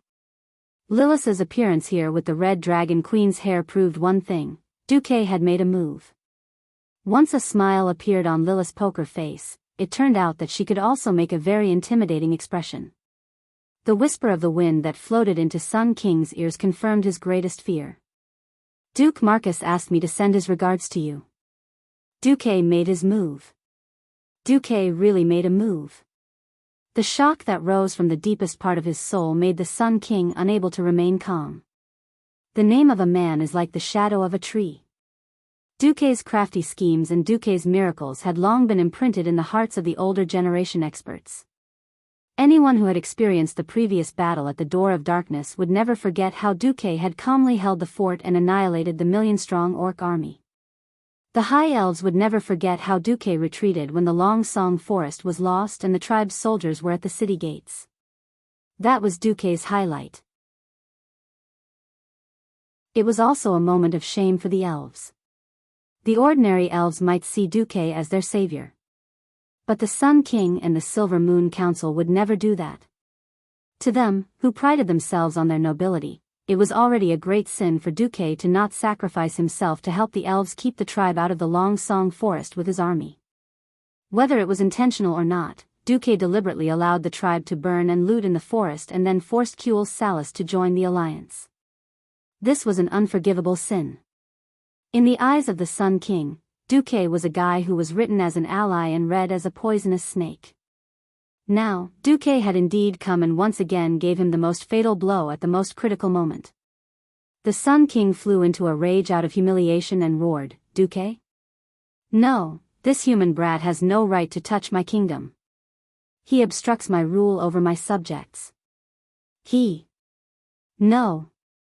has talent. Go, Duque." The elves in the square did not react at first, but they immediately saw Lilith, who had torn off her disguise and was facing them sideways. It was also a standard ranger outfit, but whether it was the shoulder armor or other equipment, it was clearly the Stormwind standard. And the emblem on her chest. That was clearly the emblem of the Marcus family. The elves were worried. Yes. The pride of the High Elves, the Windrunner family, had long been under the command of that living, walking hero. Prince Kale, that's had surrendered. Lor, that's and Hadgeron had been defeated. The last elven hero, Servanas, had also been defeated. In the end, it was the Alliance who ended things. Even though the alliance's help made them feel a faint warmth, they also felt a sense of sorrow. So the glory of the high elves had long been gone. If Duque had come out at the beginning, the proud elves would definitely not have been able to accept this charity in their hearts. However, when the expectations in their hearts turned into disappointment, then into despair, and the bottom line in their hearts fell again and again, Duque's attack became as sweet and pleasant as agar. The Sun King went berserk. No, even if Duque came, he would not be a match for me. The little girl from the Windrunner family, right? I'll turn you into undead first. I want to see what kind of expression Duque will have on his face when he comes. After saying that, he clenched his skinny hand, and Savannah's body, which had lost control, suddenly convulsed more sharply. The vision of fear targeted the second sister of the Windrunner family. She was surrounded by terror. They happily tortured and ravaged her consciousness, taking pleasure in her pain. It was a painful and hopeless situation. It seemed that she would stay here forever, the boundless void, the darkness, and the unknown realm full of pain. Just then, she suddenly saw light. It was not a holy gold, but a mysterious purple blue. It was the light of arcane magic. She did not know whether it took a moment for the light to break through the darkness, or a lifetime. The light seemed to have opened its arms and came to save her. In the darkness, an imposing male figure embraced Savannah's with a halo of light. She found that she had lost all her equipment and was naked. She helplessly curled into a ball. The first sound she made after she regained her voice was a cry. Savannah's Windrunner failed. It was a failure as a high elf. However, the light did not seem to think so. You have done a good job. You and Lilith stalled the fallen Sun King and bought time for the elves to be reborn. It was a familiar voice. It was Duque's voice. Warmth enveloped her. It was a strange feeling that she had never known before. Savannah suddenly understood that it was Duque's soul that was warming her soul. Suddenly, she felt a wave of shyness, because everything about her had just been revealed to Duque without reservation, her body, her soul. Strangely, she no longer had the rebellious thoughts. She was like a traveler in the desert who was about to die of thirst, trying to stretch her neck and ask for the quiet and warm refuge of Duque. Suddenly, she opened her eyes and saw a scene that made her feel like she was struck by lightning.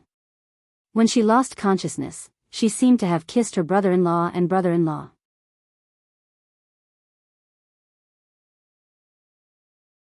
Chapter 794. When humans were extremely thirsty, they would instinctively seek water. When humans were extremely cold, they would automatically seek warmth. This was a biological instinct that had nothing to do with love or emotions. Savannah's was actually in a situation where her life force was forcefully sucked away, her will damaged, and her soul temporarily weakened.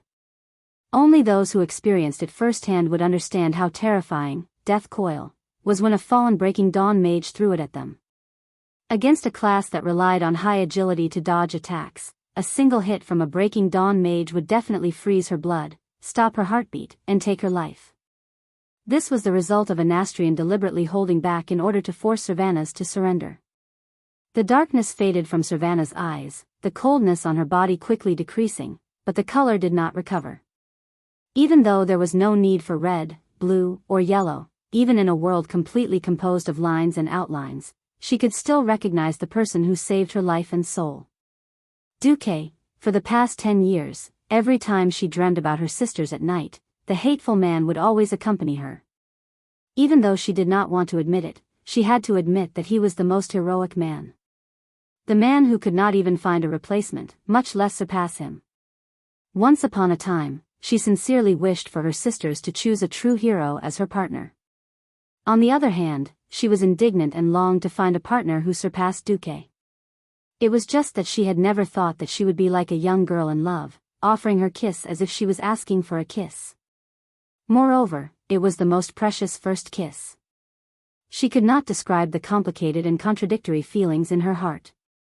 She was grateful to Duque for pulling her out of the shackles of death and despair, but she also blamed Duque for only coming now.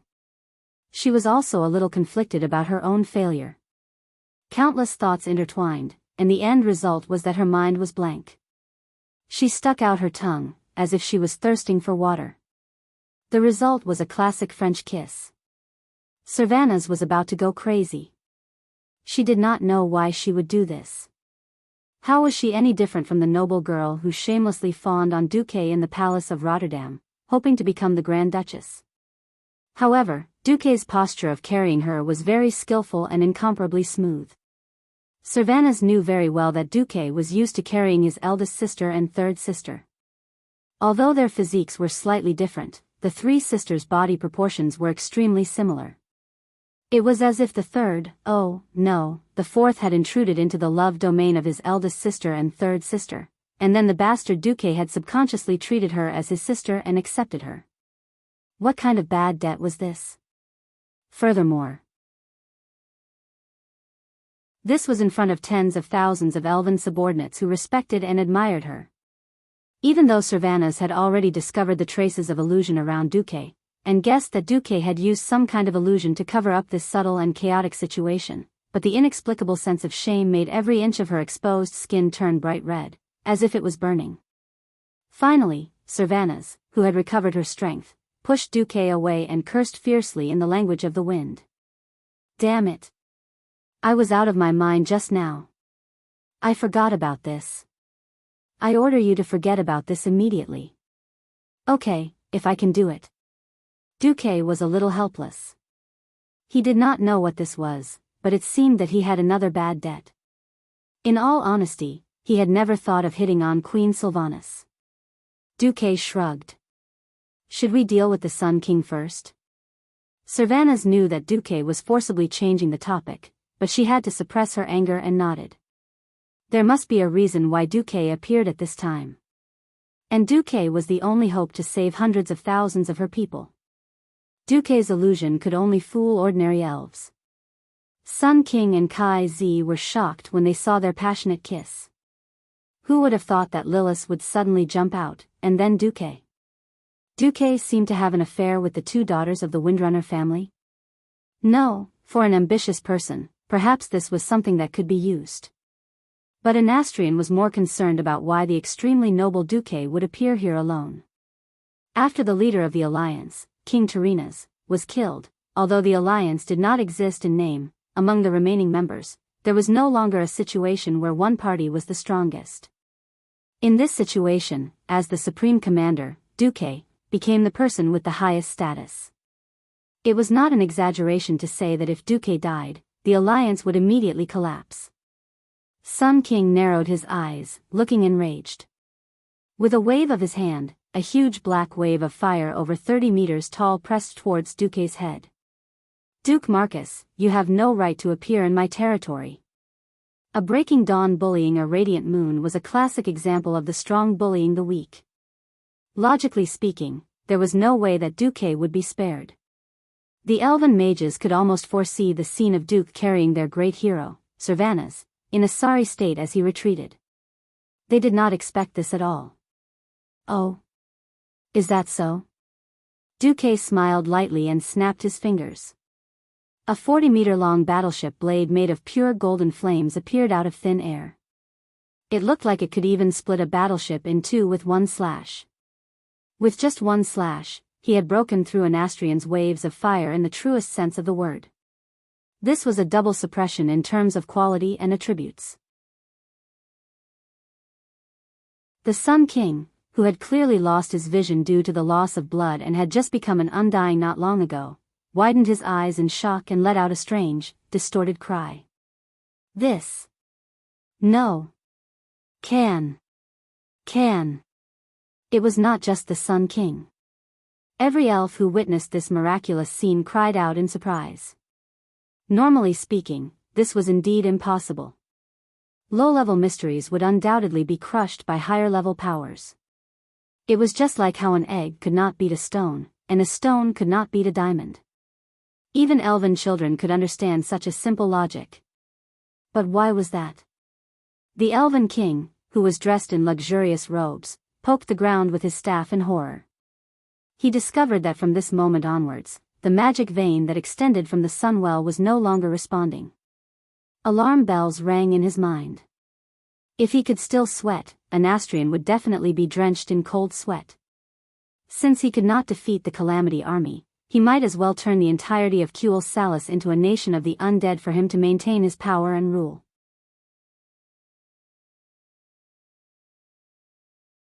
Chapter 795. Shock, shock, shock. Everything that had happened in front of the royal court was full of twists and turns. From the fall of the Sun King to the prince's cowardice, to Servana's resistance and defeat, and finally to Duke's sudden appearance.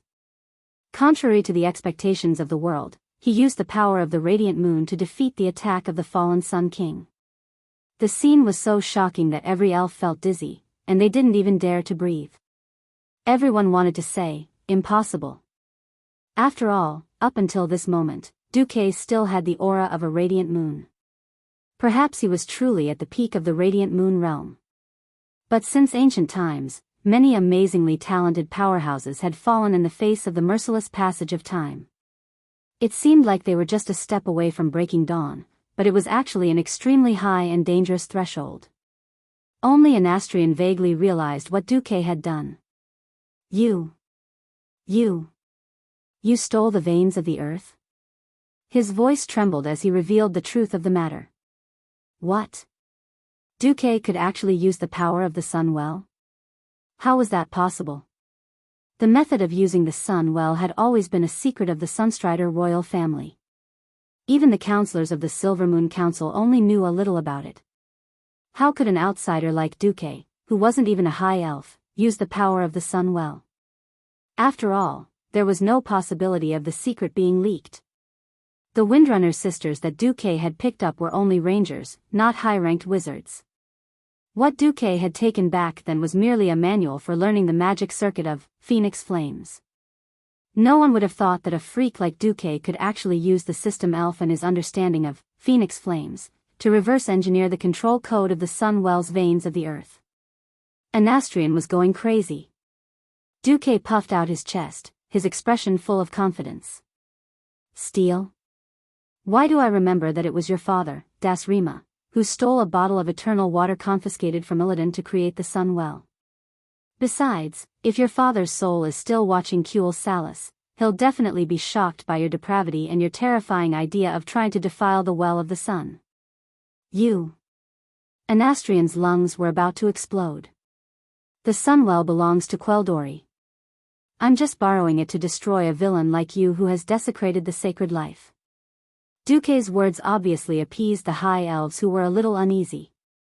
This also made the rangers who loved the forest and life to have a good impression of Duque. Sometimes, Duque wished he was a devil, so that everything he did would be simpler and more violent. Unfortunately, the Alliance's general direction of inclusiveness could not be destroyed.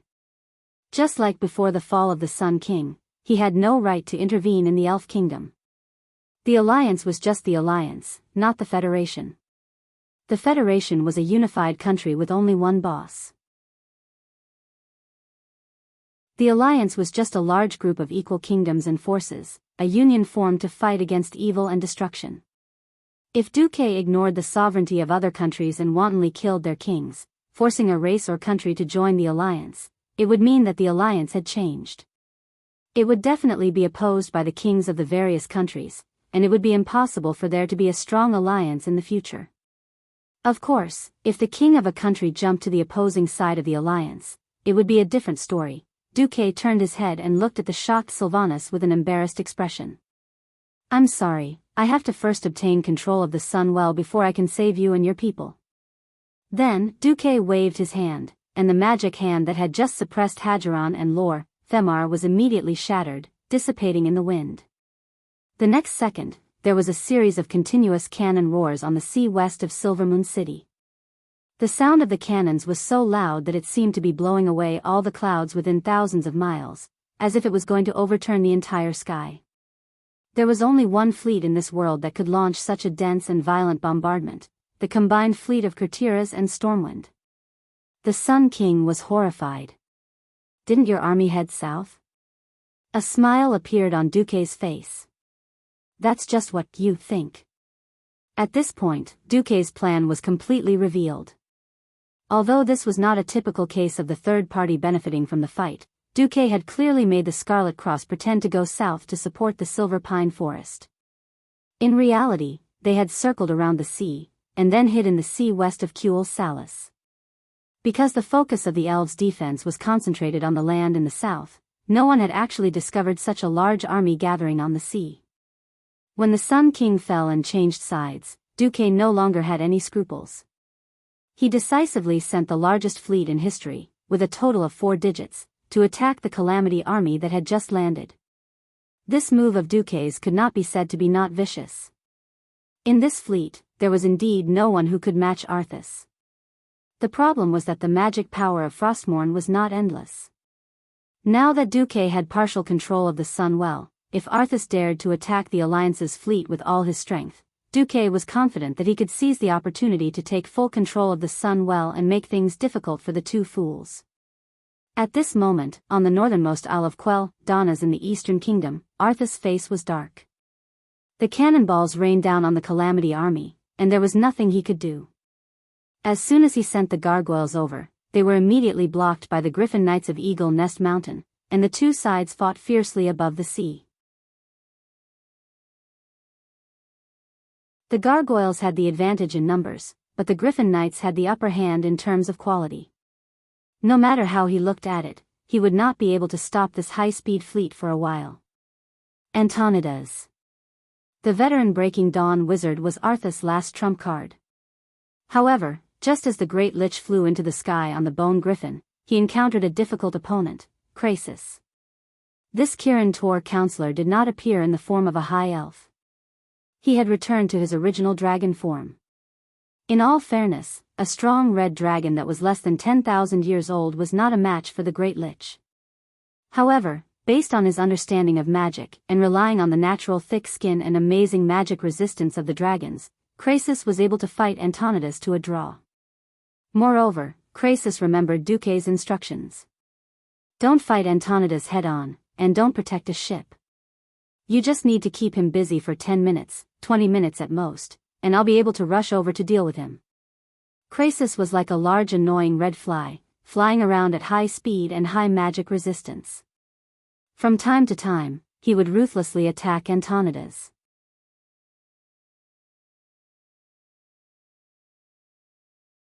Chapter 796. It wasn't that Antonidas didn't try to bypass Krasis and attack the Alliance's warships directly. Krasis didn't care at all. If you want to fight, just fight. If I find an opening, I'll give you a good beating. Taking advantage of the Great Lich's powerful spell, the red dragon bit down, almost biting off the Great Lich's rotten left thigh. The advantage was obvious, but the Great Lich couldn't advance. This was the dragon at the top of the Azeroth food chain. It was extremely difficult to deal with. This stalemate made Arthas a little crazy, and he had to send a message to the Sun King. Anastrian, what are you doing? Isn't it just a radiant moon Duque? Get rid of him quickly and come over. Get rid of Duque? How? Hearing the death order from the soul, the Sun King was dumbfounded as he watched Duque's mana surge. He had been humiliated twice in one day. Half a day ago, he had lost to Antonidas because of his old age. He had been guarding an almost inexhaustible mana vein in the Sun Well, but he had been defeated because he couldn't transfer mana efficiently enough. Now, he was at a disadvantage because he had brought it upon himself. After transforming into a Great Lich, the bottleneck in converting mana had disappeared, and his efficiency had increased by many times. Unfortunately, if the power of darkness was negative, then the mana of the Sun Well was a classic example of positive energy.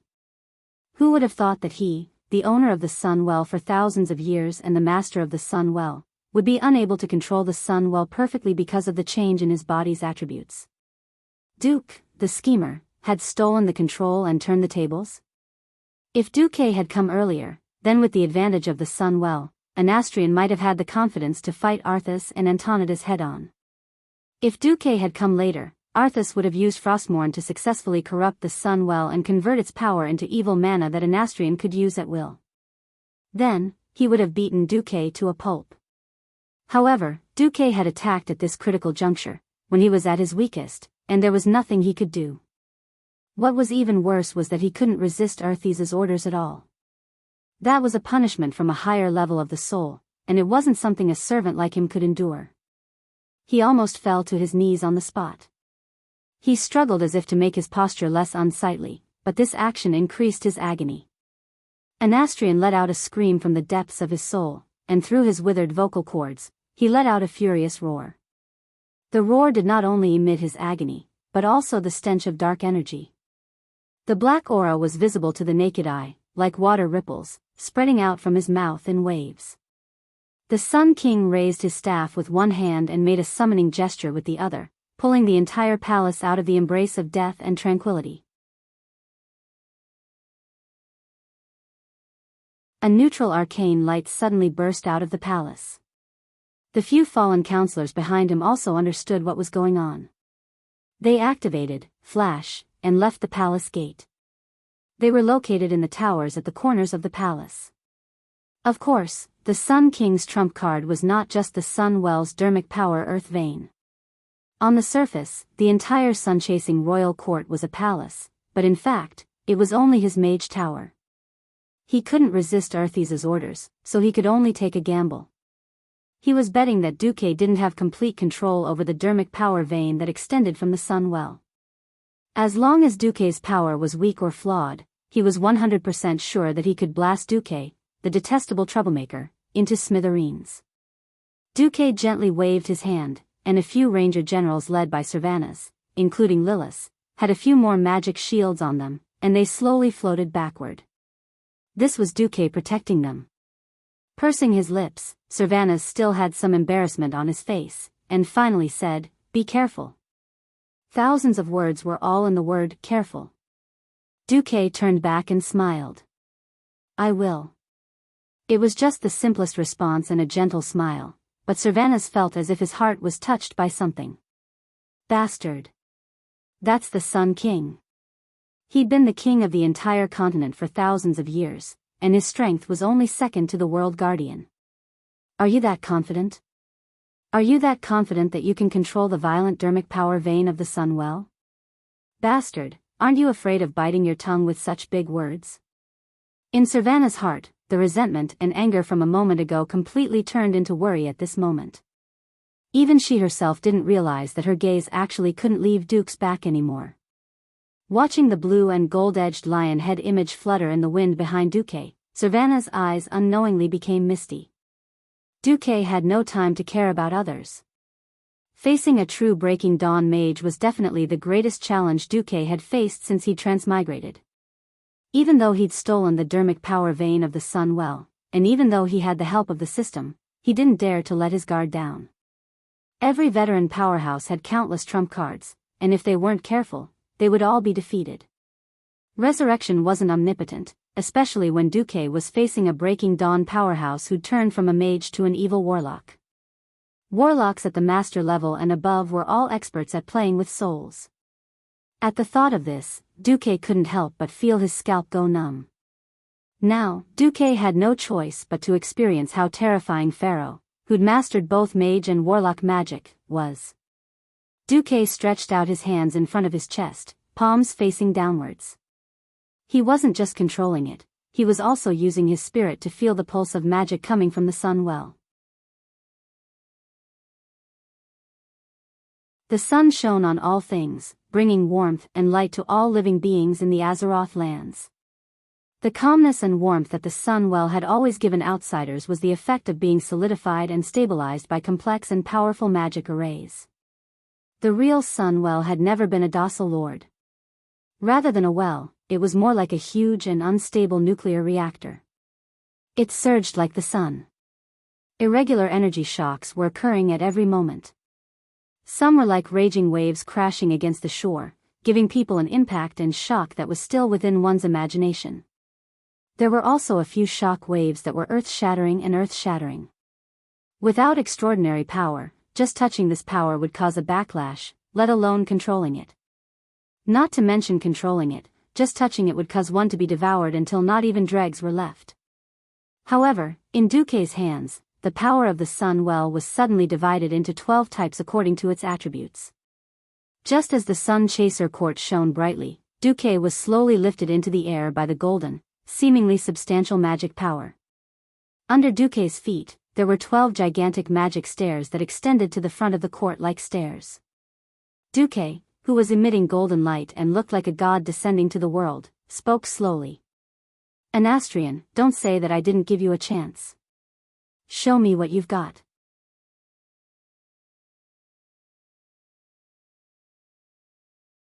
Chapter 797.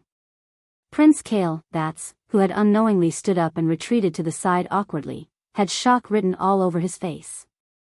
The Sun King Anastrian's face was pale, and the skin on his face that was constantly stirring dark magic undulated like waves. Impossible. Impossible. This can't be true. Anastrian was going crazy. He didn't want to believe that Duque, an outsider and despicable thief, could actually use the power of the Sunwell better than him, the real owner. Even he only dared to use a giant magic array to purify the magic of the Sunwell, and only used the mildest part of it. How could Duque do this? With a thought, the 12 magic towers at the front of the Sunchaser dynasty shone with a dazzling arcane light at the same time. The next moment, accompanied by a strange sizzling sound that sounded like an overload of electricity, the 12 magic lights combined into one, crossed the distance of nearly 100 meters, and blasted in front of Duque. Duque exhaled, and 2 words popped out of his good-looking lips. Libra. It was a concept that did not belong to the world of Azeroth, Libra. In Duque's original world, the legendary Greek goddess of war and wisdom, Athena, had set up 12 harems for her 12 gigolos. Ahem, wrong. It should be said that this was purely a trick that Duque, who had been deeply poisoned by a certain anime, had set up according to the legendary zodiac signs.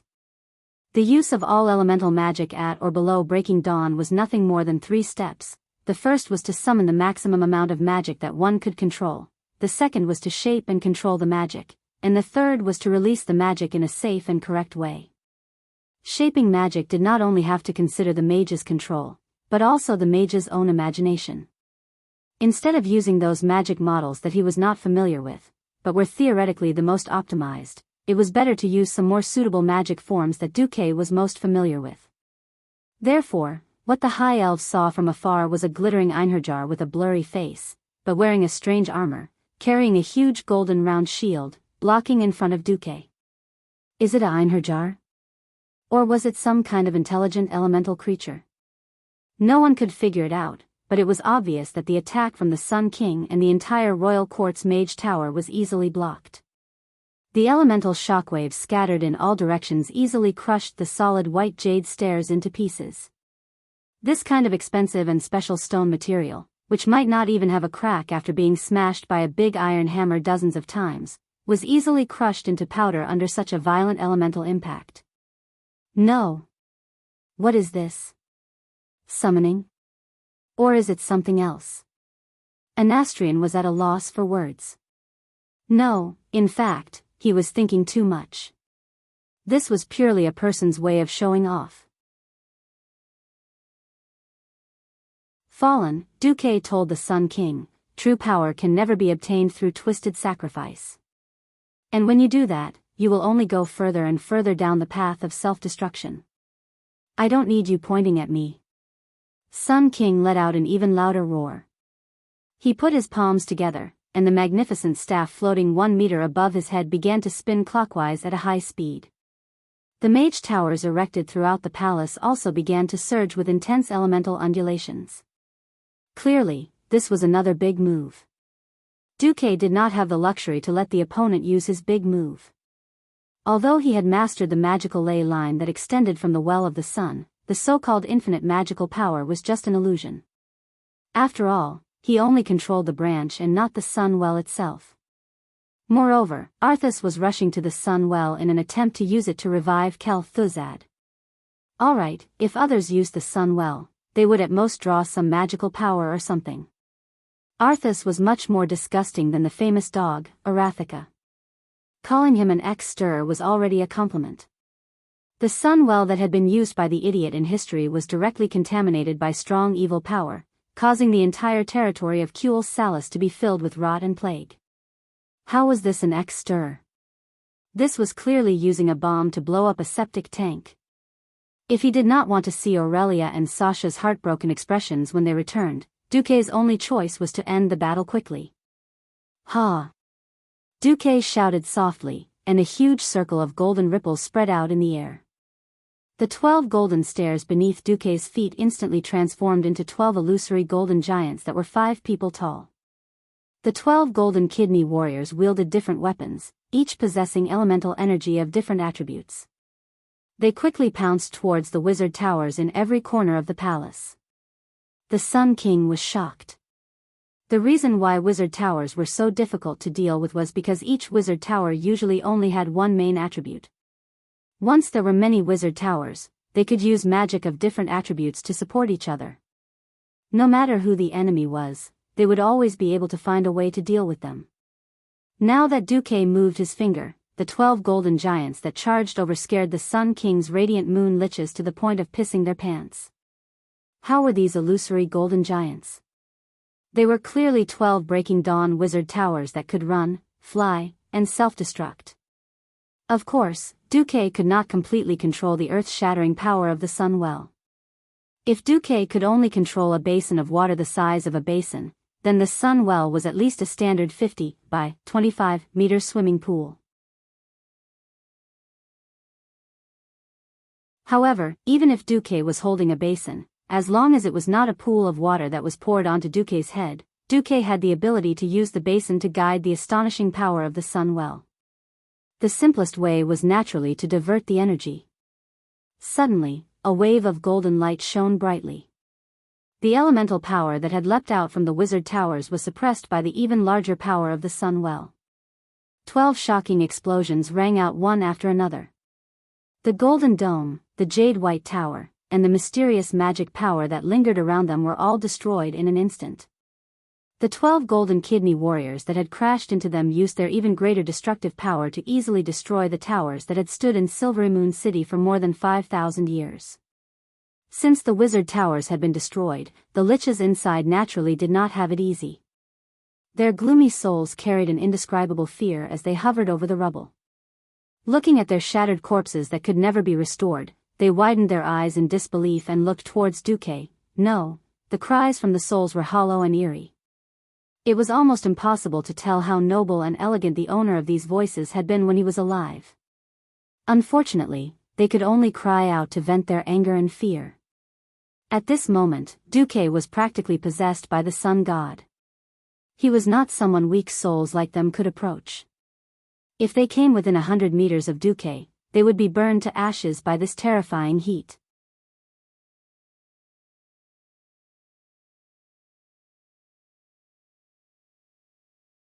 Chapter 798. Bastard, Duke Marcus. If you had such power, why didn't you? The Sun King was interrupted by Duque before he could finish roaring. Duque did not hide the disgust on his face. Do you want to ask why I didn't inform you when I discovered the Calamity Army's movements? Or do you want to ask why I didn't come to Kuel Salus like a plaything to help you block the Calamity Army? Wake up, the glorious era of the High Elves is long over. The Sun King was speechless. The so-called politicians, even if their hearts were filled with filth, would always be like a spring breeze on their faces that were full of acting skills. Now that Duke did not care about politics at all, he did not care about the rules in the field of politics. Instead, he felt that he was at a loss for what to do. Most of the High Elves in the distance could not hear their conversation. Of course, this did not include the strongest ranger generals. The clever Lord Thamar had obviously thought about why the human allied forces had appeared at such a precise time. However, how could they blame Duque? How could they vent their anger on the alliance? From the secret notification and warning to the official visit of Duke Bolvar, the alliance had not only extended an olive branch, but also sent an olive tree over. But what did the Sun King and the Silvermoon Council do? Other than playing some dirty little schemes to trick Savannah's back, it could be said that he had done nothing at all. The High Elves, especially the Rangers, were grieved by the filth and corruption of those in power. This was not just a year or two. It had been like this since the Troll War 2,800 years ago. It was just that the peaceful years had covered up this filth. Now, when the chaotic times came, the seemingly powerful Cultivation showed its corruption and weakness time and time again. The blindly superstitious large area defense spell formation was broken without any use. The first time, it was modified by Ghoul Dan into the storm altar and produced twin-headed ogres to fight the high elves. The second time was even worse. Even the magic of the well of the sun in the veins had been used, and the violent energy flow had destroyed more than half of Silvermoon City. If it weren't for Duque and the Alliance's fleet, not only would Cultivation have been completely destroyed, but even less than 10% of the millions of elves would have survived. Lor, Themar and Hadron looked at each other. They saw the same thing in each other's eyes, anger towards the Sunstrider royal family and the Silvermoon Council, as well as an unparalleled desire for reform. It was impossible for Duque to notice their little thoughts, nor did he have the time to care about such a small matter. He focused all his attention on the Sun King because the Great Lich was ready to fight with all his might. The sole punishment from Arthas was getting sharper and sharper. The once mighty Sun King bent his back in pain and let out a heart-wrenching scream. He was painfully and indignantly aware of what it meant to be unable to please either side. Facing Arthas, he had no power to resist. From the moment he volunteered to become a Great Lich, he was destined to be a tool of the fallen prince. Just like those rotten zombies and pale, rotten ghouls, they were just tools. The crown that still rested on his head was only a final fig leaf. Facing Duque, he also felt a sense of helplessness. Being able to control 2 of the 12 different powers of the Well of the Sun at the same time was beyond imagination. Yet, Duque could still maintain his leisurely manner. Perhaps outside, he could casually beat up Duque 10,000 times. But at this moment and place, Duque was almost invincible. Damn it, how can a short-lived human like you understand the benefits of eternity? You won't understand. You short-lived ghost. The Sun King was already a little out of control. Sensitively aware of the flaw that the Sun King had inadvertently revealed, Duque decided to take the opportunity to expand this flaw. With a faint smile on his face, he replied slowly, "Idiot.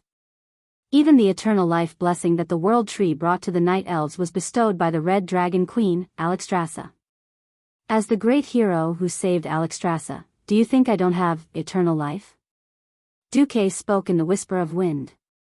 Other than the designated target, the 2 windrunners could also hear the whisper of wind. Lilith didn't feel anything. But after Sylvanas heard it, she blushed at the thought of that possibility. Of course, an Astrian wouldn't notice the reaction of a mere female ranger. He was completely shocked by Duque's reply. It was as if a bolt of lightning had descended from the 9 heavens and suddenly struck his forehead. Elatisonolii, this was the most vicious elven curse that good children didn't need to understand. It contained the deepest resentment and resentment of the Sun King, which was 10 million times deeper than having sex with a dog. Because of the pursuit of eternity, he made a difficult decision, to give up life. He gave up the beauty, nobility, and holiness that the High Elves were most proud of, and willingly became a dirty and ugly Great Lich. What was it for? In the end, wasn't it for eternal power and power? Now, he didn't hesitate to fall, and he even tricked his assistant, his own son, and even his own guards and subjects. You, Duque, a mere human, actually came out and said that I don't need to become a lich to be a scourge for 1,000 years, or even 10,000 years. Although Duque wasn't too handsome, it was still infuriating to compare. An eternally youthful, young man, who looked like he was 18 years old was 100 million times better than a lich with a rotten face. Ah! What? How could an Astrian stand it?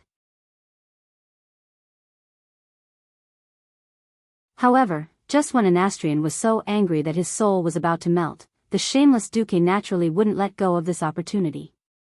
He decisively made his move. Countless golden, basin-sized, mysterious magic runes appeared on the ground in every corner of the palace. These runes seemed to be just printed at first, but in just 3 seconds, they turned into dazzling runes. Not only did these runes have a huge mysterious power that could be sensed without experience, but they were also connected with each other by shining threads of light, forming a huge magic array that ran through the entire sun-chasing royal court. Ah! The long, dry beard that remained on the Sun King's chin was blown away by the blazing magic wind. Before he could scold, Duke's magic array had already been activated. It was a huge golden pillar of light with a diameter of several kilometers, reaching straight into the sky. The shining pillar that connected this world and released a radiance comparable to the sun could be clearly seen from 100 kilometers away. Duke blew up the palace.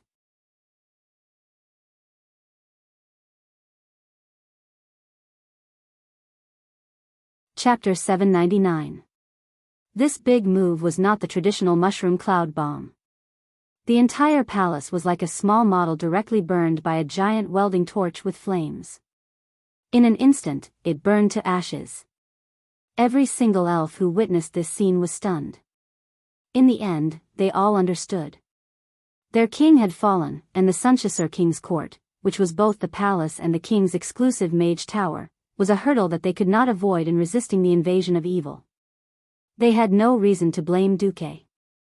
It was just that when Duke used the power of the Sunwell to destroy the palace that had stood in the northwest of Silvery Moon City for thousands of years and had a history as long as Silvery Moon City, they still felt a sense of emptiness and loss in their hearts. This was a collapse of faith. This was the severance of a legacy. Duke's attack, whether intentional or unintentional, directly broke their last hope for the Sunchasur royal family. Yes, the shameless Duke did it on purpose. He did not know if Kale, that's in this life, would fall as he did in the original history. Since Kai, that's chose to kneel to his father, who had become a skeleton, and not be a good loyal minister of the alliance, he jumped to the side of the rebels and licked the dead Zul, becoming the subordinate of the Burning Legion subordinate. Kai, that's had to take full responsibility for his actions. Duke did not care who would be the leader of the High Elves, but it definitely could not be the Sunchasur King's family or the Silvery Moon Council. In the face of right and wrong, there was no room for even the slightest bit of sand. Duke's attack was absolutely fierce. He had intended to deal with Anastrian and the entire Sunchasur King's court in one go. Unfortunately, a veteran-breaking Dawn powerhouse was not so easy to kill. Antonidas would not have knelt so easily if he had not been attacked by a large number of dreadlords. If Anastrian had enough will to resist, with the defense of the Sunwell and the Sunchasur King's court, he could have held on for a long time even if he could not win. Of course, if the Sun King did not join the alliance, Duke would rather let the hundreds of thousands of troops sit in the cabin until their butts were sore than let the army come to the rescue. Under such a devastating attack, the Sun King still had the ability to activate a teleportation formation hidden in the palace. The destructive mana of the Well of the Sun had already seriously disrupted the stability of the surrounding space, and even Duke, who had the system elf, did not have the confidence to escape. However, the Sun King had successfully turned into a stream of light and escaped. Duke squinted his eyes, feeling no pity in his heart. He had always been a person who grasped the big and let go of the small. Once the big strategy was achieved, he would not care about the small details. Moreover, the Doomsday Army was not a charity.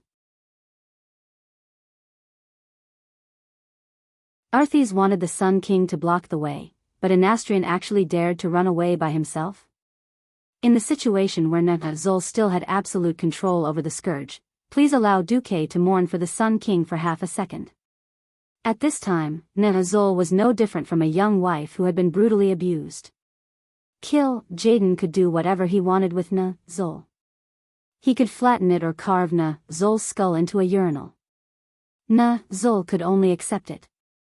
Zul was angry at the top, so he could only vent his anger on his underlings. As the underlings of the Burning Legion, when they could complete the boss's task, they could have as many succubi as they wanted, and they could pose in any position they wanted. Not doing their job well? That would be too much. The Scourge was even worse. They did not even have the benefits of succubi, and they were often punished by the soul. This time, it would be strange if Anastrian's soul was not used as fuel, lit on fire, and roasted for chicken wings. So this time, when Duque saw a certain newly promoted Great Lich running away, he only wanted to give this poor thing 4 words, he.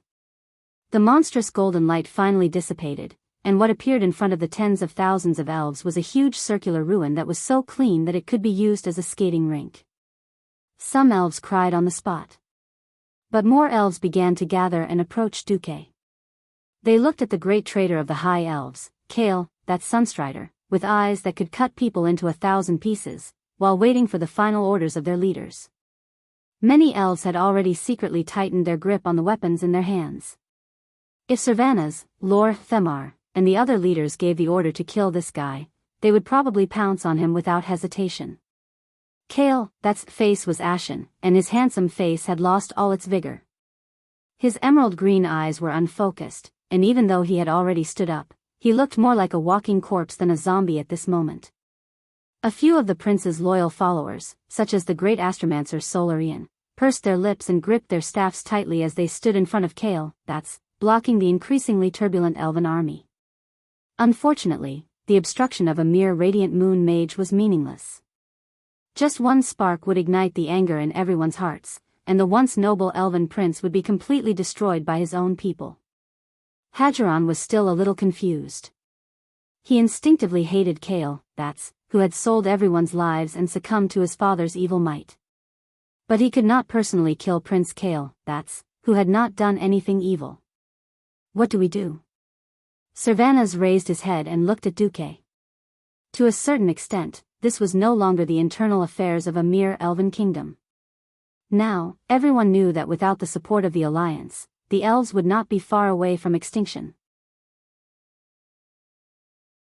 Duque took a deep breath. Right now, the Alliance's greatest enemy is the Burning Legion and the Scourge Legion, who are trying to destroy the world of Azeroth. The Alliance will definitely strike and absolutely destroy the evildoers and the fallen. When Duque said this, the faces of Kale, that's and his followers turned pale. Solarian even looked at Duque with a pleading look. Duque understood this look. If he could save Prince Kale, that's life, this great astromancer was willing to pay any price. At this moment, Servanas and Lor, Themar pulled out their arrows at almost the same time. Hadgeron was half a beat slower, and he was also ready to shoot. Kale, that's raised his head and revealed a sad smile. In his once clear and charming eyes, there was no resentment or anger, only a calm acceptance of fate. In the face of people and kinship, in the face of powerful evil and weak justice, he selfishly chose the fallen kinship and the powerful evil. Unfortunately, the seemingly powerful evil was directly defeated by a more powerful strategy and strength. He chose this path himself. Now, it was time for Kale, that's to pay the price. Yes. Even if Duque, who had a good relationship with him, wanted to sentence him to death, he had no regrets. Originally, Kale, that's and his followers were in despair. Who would have thought that the situation would take a turn? The second half of Duque's sentence was, however, Prince Kale, that's actions just now did not directly threaten the Alliance.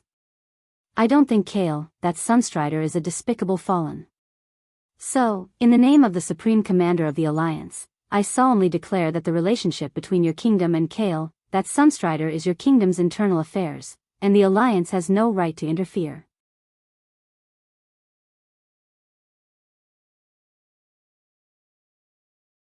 Chapter 800. The three ranger generals looked at each other and quickly walked together to start an emergency discussion. Not only them, but they also quickly summoned the remaining dozen or so ranger captains, mage captains, and garrison captains.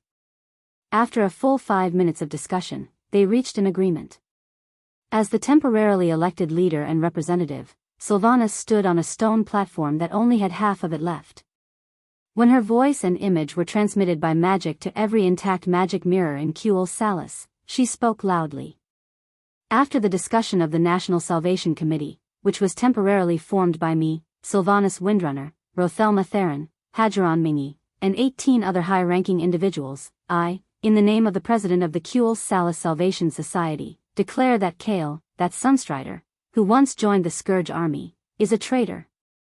In view of the fact that Kale, that Sunstrider has not seriously harmed the interests of the High Elves, and based on Kale, that's contribution to the kingdom for more than 1,000 years, we have now decided to strip him of his prince status and sentence him to exile. From now on, Kale, that Sunstrider and his followers must leave the territory of Kuel Salis. At this moment, the camera turned, and Sylvanas asked Kale, "That's, Your Highness Kale, that's, do you have any objections to the people's punishment of you? Punishment of exile." This was already a great mercy. Since ancient times, no matter which world or which kingdom, treason was a heinous crime that could easily lead to the death of an entire family. As long as they were ruthless, it would not be a big deal to kill Kale, that's directly. Firstly, Kale, that's was not sentenced to death, and secondly, he was very popular. The democratic tradition of the High Elves was in effect at this time. In addition, even the biggest master, the Alliance, had let Kale, that's go. The High Elves, who were about to follow the Alliance, could not be the clown. In the end, Kale, that's punishment was more like picking it up high and gently putting it down. Understanding this, even though Kale, that's was sad, he had no choice but to accept this fact. The former prince had lost the chance to be crowned king forever because of that meal. The elves quickly took care of their internal affairs. Without needing Duque to urge them, the anxious elves had already spontaneously organized themselves. Sylvanas raised her arms and shouted, "The evil undead are attacking our glory, the sun well. In order to prevent evil from staining our holiness, we must form a stronger assault team to defend the Isle of Quel Danas." Lord Themar ordered in an orderly manner, "Divide the army according to the area. Arcane puppets will be at the front, infantry in the middle to protect the division, and rangers on the flanks. Reorganize the army immediately. Captains, report your combat power immediately." Hageron, who was in charge of scouting, said, "Bring all the ships that can sail here. I need 5 destroyers to scout the eastern side of the island. Immediately send 2 boats to the Alliance to verify the Alliance's flag. We need to coordinate with the Alliance fleet." On the other side, Duque waited for the elemental tremors to subside before opening the portal. The Alliance's rescue team, led by the Bishop of Holy Light Benedictus, quickly rushed to the ruins of Silvermoon City to help the ordinary High Elves save their compatriots. High-grade Paladin Riadaline led a team of Silver Hand Paladins to Duque's side. She was about to say something when she saw Kale, that's slowly walking over. Duque stopped Riadaline from trying to block in front of him and slowly walked towards Kale, that's. It was difficult to describe the pain in Kale, that's part. For him, today was destined to be a nightmarish day. His hometown had been invaded, and the capital had fallen. His only relative and king, Anastrian, had fallen. For the sake of his family, and to prevent the tens of thousands of elites from being cruelly slaughtered, the prince had chosen to submit. In the end, the situation had reversed. His father, who had given up almost everything for him, had heartlessly abandoned him, leaving him to fend for himself in front of the angry soldiers. It was a miracle that the pain and despair had not driven him crazy on the spot. "I'm sorry, Duque. I seem to have messed up everything. Although I'm sad about this result, as long as the people can live a safe life, I won't have any complaints.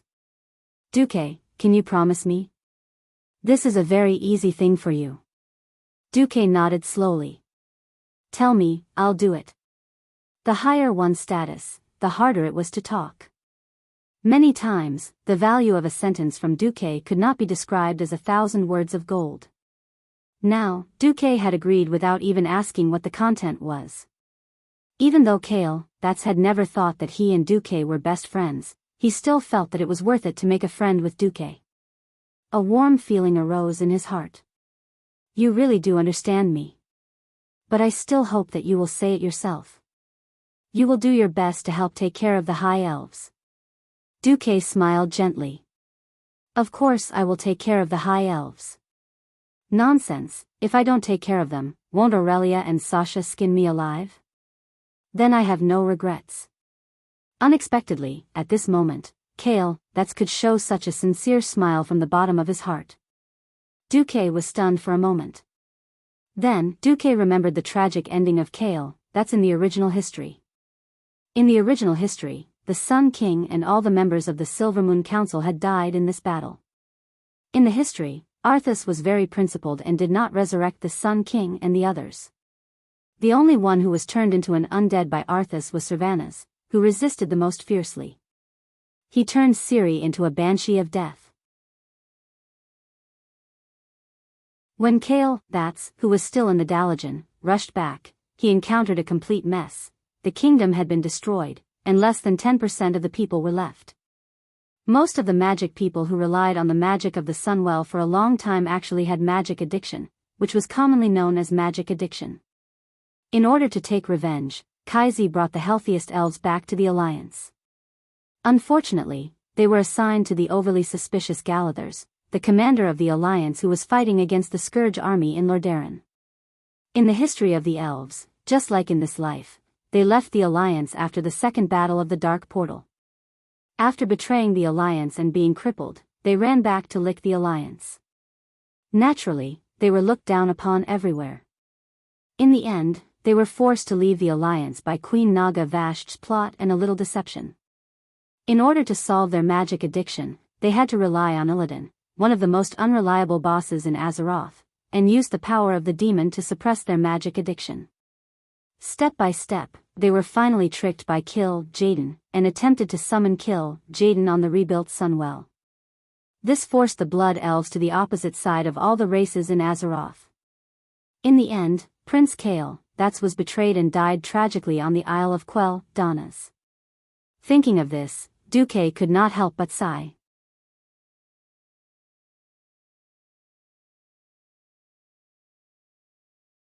Chapter 801. In history, the alliance of the Blood Elves and humans had ended up in such a state. Kale, was not the main culprit. The poor prince was born in this era and unfortunately became a victim of history. The choices he made were all choices that ordinary people would make. Therefore, Duque expressed the deepest understanding and sympathy for Kale, who had reached the end of the road. It was just that in the face of ruthless fate, the Blood Elf prince seemed particularly powerless. Coupled with his lack of courage and his legendary level E luck. Even if he wanted to kill the thief, he was powerless. As for Marshal Garithus, who had tricked Kale, into running away, he naturally had to bear the main responsibility for Kale, betrayal. This guy was narrow-minded, blindly subjective, and no matter what, he was not a competent leader. However, in the reality before Duque traveled to, leaders like this who were always suspicious of their subordinates could be seen everywhere. That was why there was such a golden saying, horses of 1,000 li are common, but Bolu is rare. In the hands of Garithus, a talent like Kale, would either become a useless horse and die of depression, or he would become a wild horse and be forced to jump ship. Before traveling to another world, players often compared the two princes, Arthas and Kale, Duque was personally very unhappy. In Duque's eyes, Kai Z was much more adorable than the fool. Although Arthas' original intentions were good, he was too extreme and never listened to anyone's advice. He stubbornly regarded himself as the center of the world, and forcefully hoped that the entire process of the world would develop according to his personal wishes. His fall was due to the conspiracy of the Dreadlord and Kel Thuzad. From another perspective, Arthas' extreme and self-centered personality was also due to the pampering and spoiling of Tarinas, who claimed to be the best in the world. So even though he fell later, what Arthas did was a bloody tragedy like killing his father and teacher. Kale, was different. From the beginning to the end, everything this respectable elf prince did was for his people. He hoped that the people would live a good life, that he could take revenge and destroy the Scourge army, that he could solve the people's demon addiction, and that, the first point of departure in everything he does is the people. If Kale, who was so kind and had yet to join the Burning Legion, died tragically, Duque's own conscience would never forgive him. Besides, when Duque was sorting out the information of the Rotterdam East Army a few days ago, Duque accidentally saw Garithos' name. From the dossier that Mograine had given him, Duque saw that Galadhers was as unreliable as he had been in history. Duque directly took out the Queen's seal that Kalia had given him and pushed Garithos to the bottom.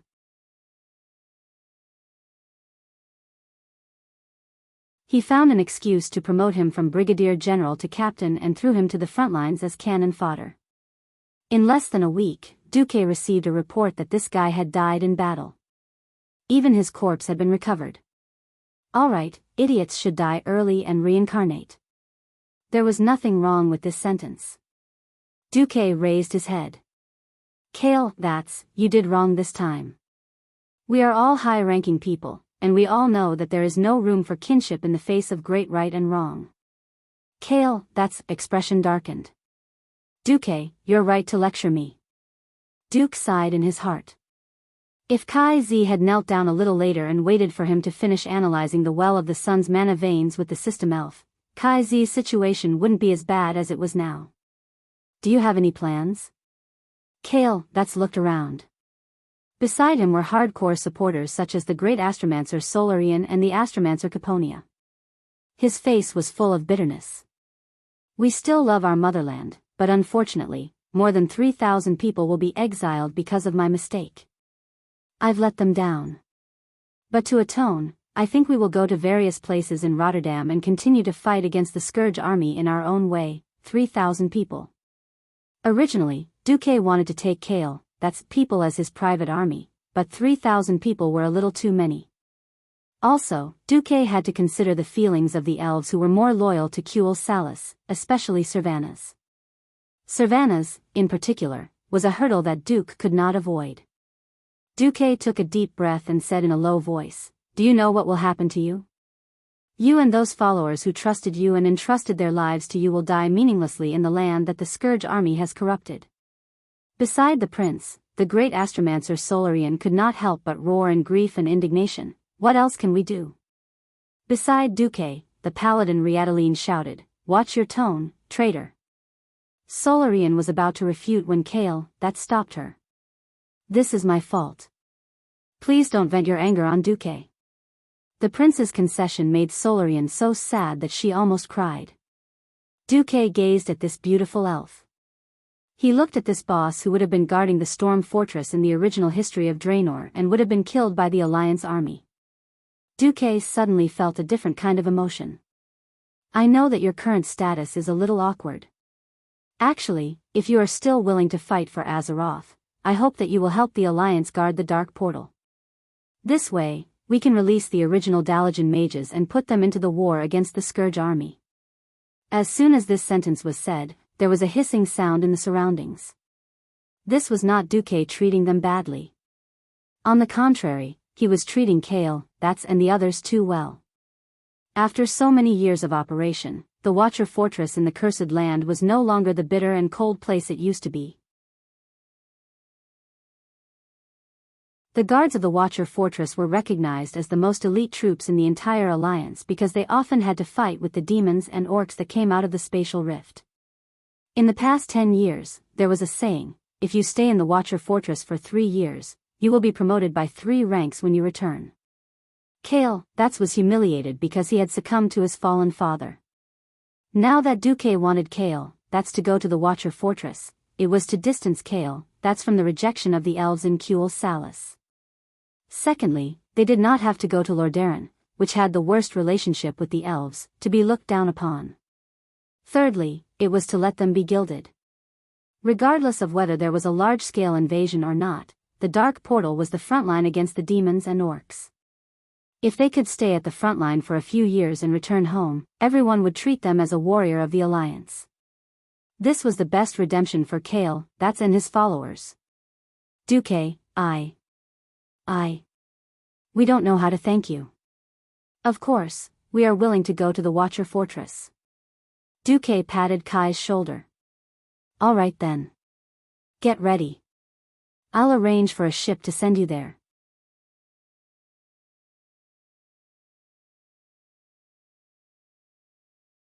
Chapter 802. In fact, after Kai Zi renamed the High Elves as Blood Elves, the Blood Elves had another huge problem, mana addiction. As a transmigrator, Duque knew how to deal with mana addiction. Of course, he wouldn't expose the Well of the Sun before it happened. It would be bad enough if the Well of the Alliance accidentally exploded. You could even predict mana addiction. How dare you say you didn't set us High Elves up? Sometimes, it wasn't a good thing to know too much about the situation. It was easy to hide it from outsiders, but not from the Windrunner sisters, who had amazing intuition. Mana addiction was a harmless problem, so Duque simply let it happen. Of course, the premise was that the Well of the Sun had to be contaminated like in history, and then it had to be exploded. As the ultimate treasure of the High Elves, the defense of the Well of the Sun was naturally the most important. The king could be replaced if he died, but if the Well of the Sun exploded, the High Elves' lifeline would be gone. The Well of the Sun was in danger, and the elves all looked like their butts were on fire. Duque. No rush. Speaking of the Well of the Sun, from Duque's point of view, it was better to destroy it. Publicly, as long as the Well of the Sun existed, the High Elves might not be able to use it to create a Breaking Dawn pharaoh, but they could have as many ordinary mages as they wanted. After 2 disasters, the elves had lost a lot of strength, but given enough time, a new version of the Silver Moon Parliament would be in power sooner or later. Think about it, the High Elves looked down on their fellow Night Elves. Would they really look up to humans, dwarves, and gnomes? Once their wings hardened again, the High Elves would definitely start clamoring to separate from the Alliance again. It couldn't be helped. Most of the High Elves had an incurable disease of arrogance flowing in their bones. As long as the Well of the Sun was not damaged, the elves would never be able to completely integrate into the Alliance.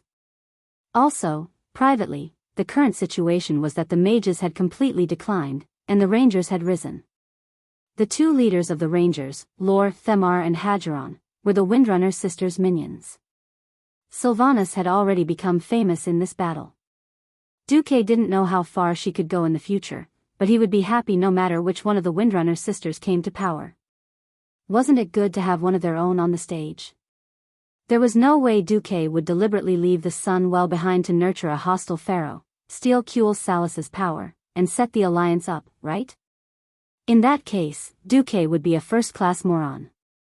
Seeing that Duque and Sylvanas had gathered the High Elves and were preparing to rush to the Well of the Sun, the silly Kale, that's felt warmth in his heart. Indeed, Duque was the eternal best friend of the High Elves. Duque didn't know what Kai Zi was thinking. If he knew, his reputation as the best actor would fall apart today. Upon hearing that Duque wanted to send them away, Kale, that's gritted his teeth and made a slightly unreasonable request. Duque, before I leave, I hope to see that the Sunwell is fine. Movie Emperor Du's expression was solemn. I can't guarantee anything for the Sunwell. I didn't mean to stall for time. Actually, I did it on purpose. Why don't you bite me? You. Astromancer Caponia was indignant. Her intuition told her that Duque wasn't willing to do his best. Kai Zi pulled her back.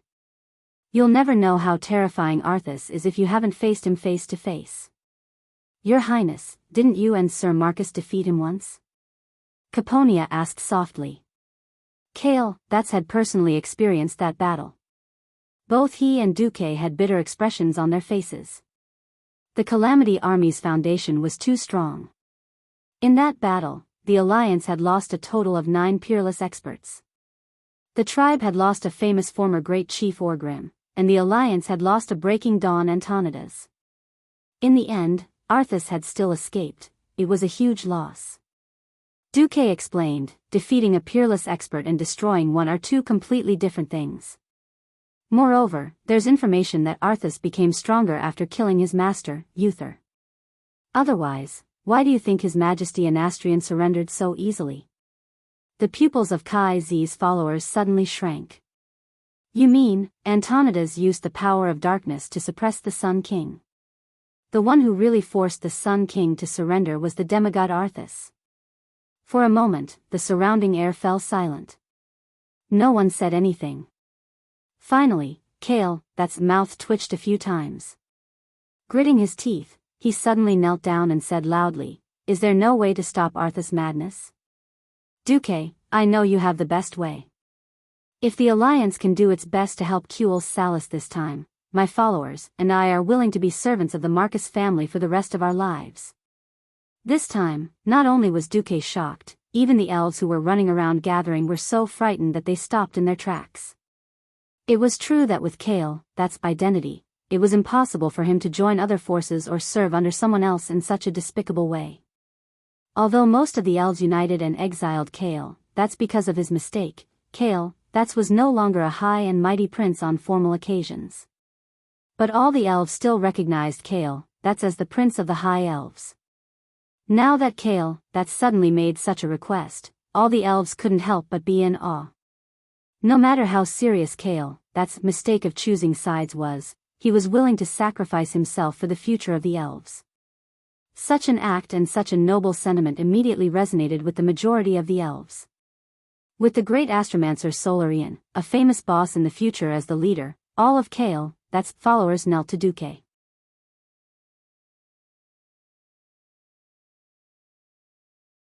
This wasn't all of Kai Z's followers, but there were hundreds of them. It was a spectacular scene to see so many people kneeling in one go. One had to know that Kale, that's oath was very heavy. He didn't know that Duque was actually immortal.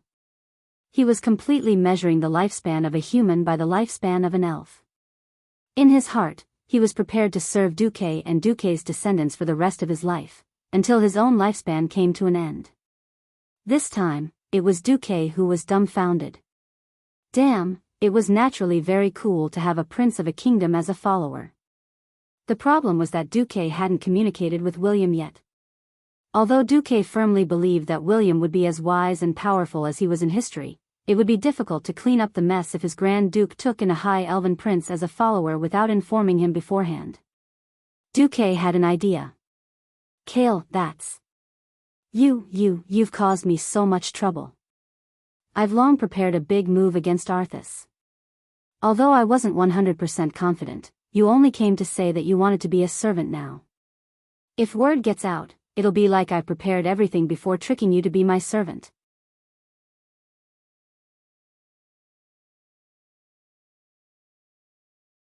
Chapter 803. Ah. Kale, that's face turned bright red. That's right, Duque always liked to plan before taking action. Previously, they were on different sides, so of course he wouldn't tell the elf if he had a backup plan. Now that he was anxious, yes, he had forced Duque to reveal his backup plan. This was also a big joke. On the other hand, when he forced Duque to reveal his backup plan, it also proved that Duque didn't hide it from him at all. Thinking of this, Kale, that's heart warmed and he relaxed. Duque. A vow is a vow. Just like how I knelt before my degenerate father before, then I had to take responsibility for the choice I made. It's the same now. If the Alliance goes all out to help Cultivate Salis this time, we lowly exiles will serve you, Duque, for the rest of our lives. What's wrong with that? As long as you, Duque, don't despise us. Behind Kale, that's, a large group of followers shouted in unison, Lord Marcus, please save Cultivate Salis. At that moment, Duque finally understood why so many people complained about being tired, saying that it was hard to raise a bunch of underlings, but at the same time, they eagerly became the boss. Damn. It feels so good to be the boss of a dignified prince. It feels so good to be the boss of a dignified kingdom's prince.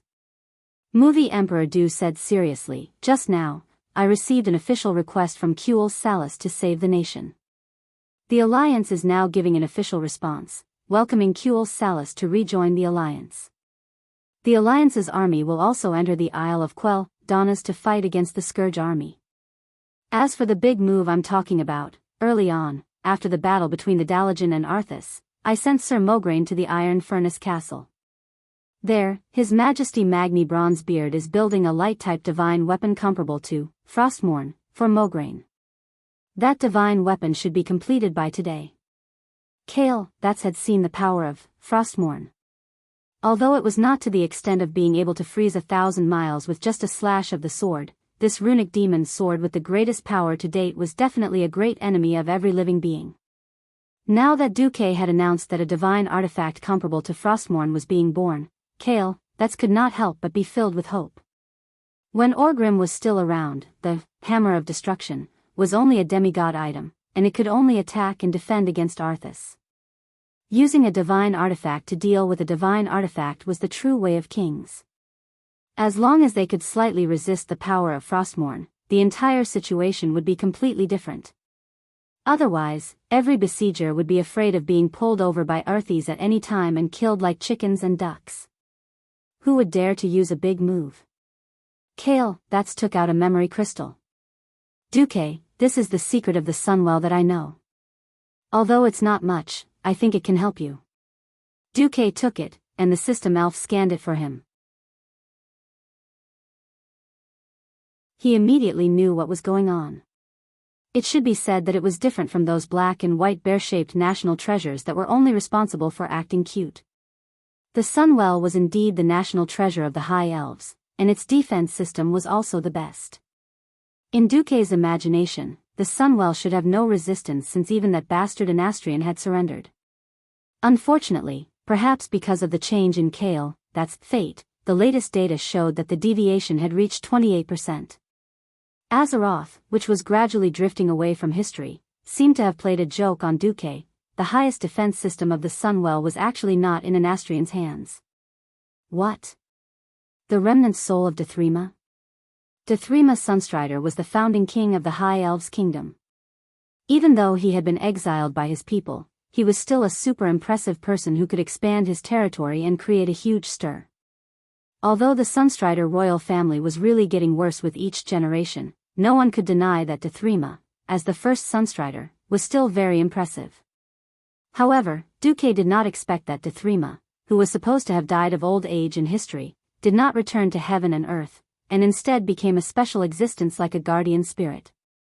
Duque was dumbfounded. Duque was not the only one. Arthas, who was heading towards the Sunwell at this moment, was also stunned.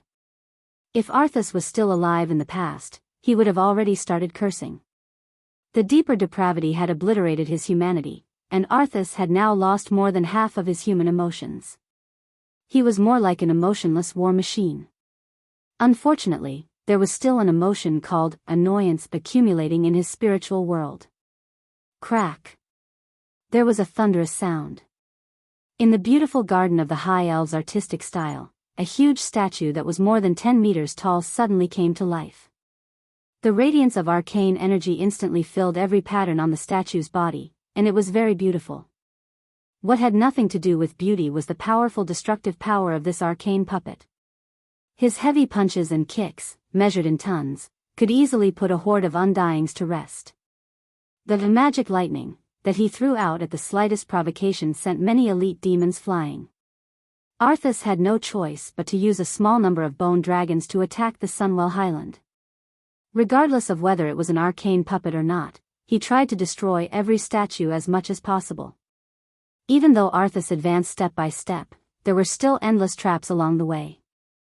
For example, he once wanted to freeze the entire Sunwell Highland, but who knew that the opponent would directly connect a certain Sunwell Highland with magic power to Arthas' feet.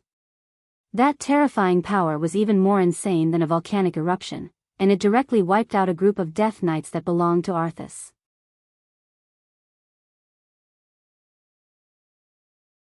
Under the persuasion of the demon sword, Arthas finally gave up on using the magic power collected by Frostmourne to directly fight against the power of the Sunwell.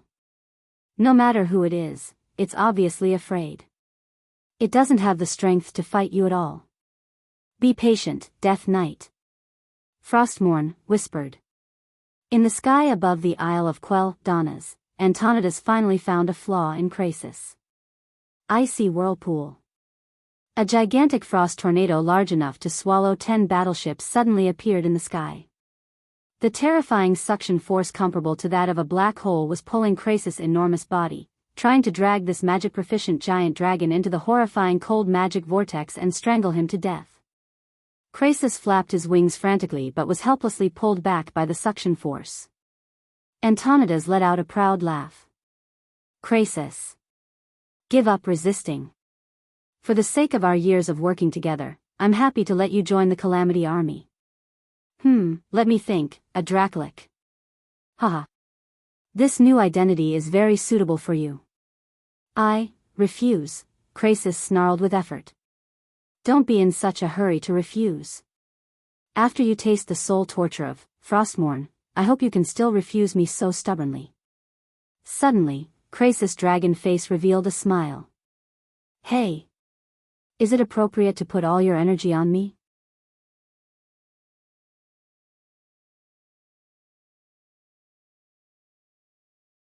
Chapter 804. What exactly was integrity? This was an extremely mysterious question. A person without integrity was definitely a hooligan. A person full of integrity was probably a saint. But if a person with integrity was always randomly fluctuating, only God knew if he was a human or not. In Antonida's eyes, Duque was a collection of super contradictions. He had seen Duque, who was full of holiness and was even more saintly than a saint. He had also seen Duque, who hid the fact that Deathwing was the Lord of Presto, and even tricked his own leader, Terina's, and the traitorous version of Duque who had kidnapped the princess. After all, he had known Duque for more than 10 years, and he had known Krasis for more than 30 years. Now that Krasis had suddenly changed his style, and this experienced magic dragon changed his previous strategy, his rich combat experience saved the life of this old mage and new Grand Lich. Attack. Just as expected. Keenly aware of the inconspicuous but real magic fluctuations behind him, Antonidas immediately used Blink to leave where he was. Sure enough, less than 1/10 of a second after he left, a shining golden hand made of magic suddenly appeared where he was just a moment ago. 5 fingers that were condensed with powerful magic quickly closed, but unfortunately, they grabbed nothing. The great power that was enough to instantly crush an ogre into meat paste was useless. This is... Antonidas's ashen face twitched. What a waste. There was no sense of beauty at all. A huge amount of magic was injected into a large model of a hand without any skill. If it wasn't Duque who cast the spell, Antonidas would definitely feel the deepest disdain and contempt for this spell that seemed to be only at the level of a magic apprentice. Why did one need to chant to cast a spell? Why did the more powerful the spell, the longer the chanting time? For thousands of years, countless magic apprentices had asked their mentors this question. Third-rate mentors would tell their students that this was how the magic was developed by the predecessors of the path of magic, and that it was not allowed to change. Then, when the students asked questions such as why they could use metamagic abilities to shorten the casting time, they would become speechless. On the other hand, the first-rate academy mages would carefully analyze the components of this spell with their disciples. Opening a tunnel in the elements realm with magic and attracting the elemental power was indeed the core of the spell. But that was not the most important part. The most important part was the additional incantations that shaped the elements, stabilized their characteristics, and indicated their targets. These incantations actually limited the range and function of the magic, making the magic more controllable and safer. However, what Duque was doing now had almost overturned most of the magic knowledge and theories. First, it was a flaming hand, then 10, then 100. In the beginning, it was still barely taking shape, but in the end, it was simply throwing fire elements at Antonidas. It was as if I was the one who had opened the dam. I didn't care how the downstream would be flooded. In the sky, a large stretch of beach near the southeast had turned into a sea of fire. The seawater evaporated, and the high temperature of the steam, which was hot enough to burn and choke mortals to death, filled the entire sky. However, it condensed in an entire area and did not dissipate. With Antonidas as the center, the beach with a radius of more than 5 kilometers was surrounded by a small volcano. The small volcano spewed golden flames into the sky. Antonidas was about to go mad from the indignation. As a veteran breaking dawn, even though many of his magic circuits had been stripped away by Duque, he still used his rich knowledge and the mana stored in the Dalajan Mage Tower to quickly replenish his lost magic circuits. He could announce without exaggeration that he would not be afraid of any breaking dawn mage he met. But now, he felt a tremble from the depths of his soul. For a moment, he almost thought that he was fighting against an Astrian at his peak, and not a mere radiant moon Duque. Impossible. He subconsciously shouted, but immediately slapped his own mouth. But if it's Duque, the various miracles of Duque in the past surfaced in his mind. He still remembered that in the broken ridge of the Alterac Mountains, Duke had borrowed his magic power to create an ice tornado that cut down hundreds and thousands of young red dragons. He could still remember that when he faced the dark portal that even he was afraid of, it was also Duke who used his extraordinary control over his power to close the portal that connected the two worlds. He still remembered that when the Daligen had fallen, the mage towers had suddenly gone out of control, causing the Calamity Army's encirclement to turn into a battle of attrition. Now that he thought about it, Duke was not that good in a one-on-one fight, but once he was given power, his battle strength would skyrocket. He could practically fly. At this moment, Antonidas wished that there was medicine for regret in this world. He would definitely buy one even if he had to spend all his fortune. It was a good thing that he and Arthes had forced Anastrian to surrender. Arthes advancing at the front and destroying the defenses of the Sunwell Plateau was also a good thing for the Calamity Army. Who would have thought that making the Sunwell lose its core master would instead give Duque an opportunity to take advantage of? Without a controller, Duque could easily control the mana veins flowing out of the Sunwell. Because of the natural restraints, the two great liches were no match for Duque, who had mastered the mana of the Sunwell tributary, even though they had Breaking Dawn mana.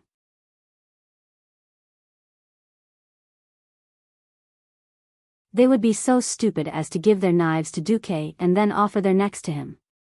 For a second, Antonidas almost wanted Arthes to stop advancing and return to deal with Duque first. Unfortunately, it was impossible to think about it. Invading the Sunwell was the highest level mission that the Lich King had ordered. Arthes would not care no matter how many sacrifices he had to make. He had sensed the Sun King escape just now, and in less than 3 seconds, the Lich King's soul punishment had arrived. Now, the soul circuits of the entire Calamity Army's higher-ups were filled with Anastrian screams. Duque! I'll fight you to the death! Antonidas roared. He gathered every drop of dark power he could and flashed in the direction that he had sensed. Fight? How are you going to fight me?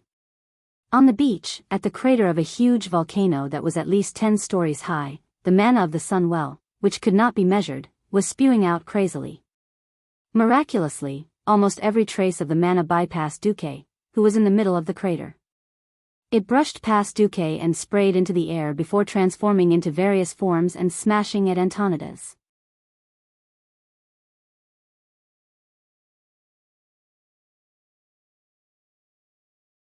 Chapter 805.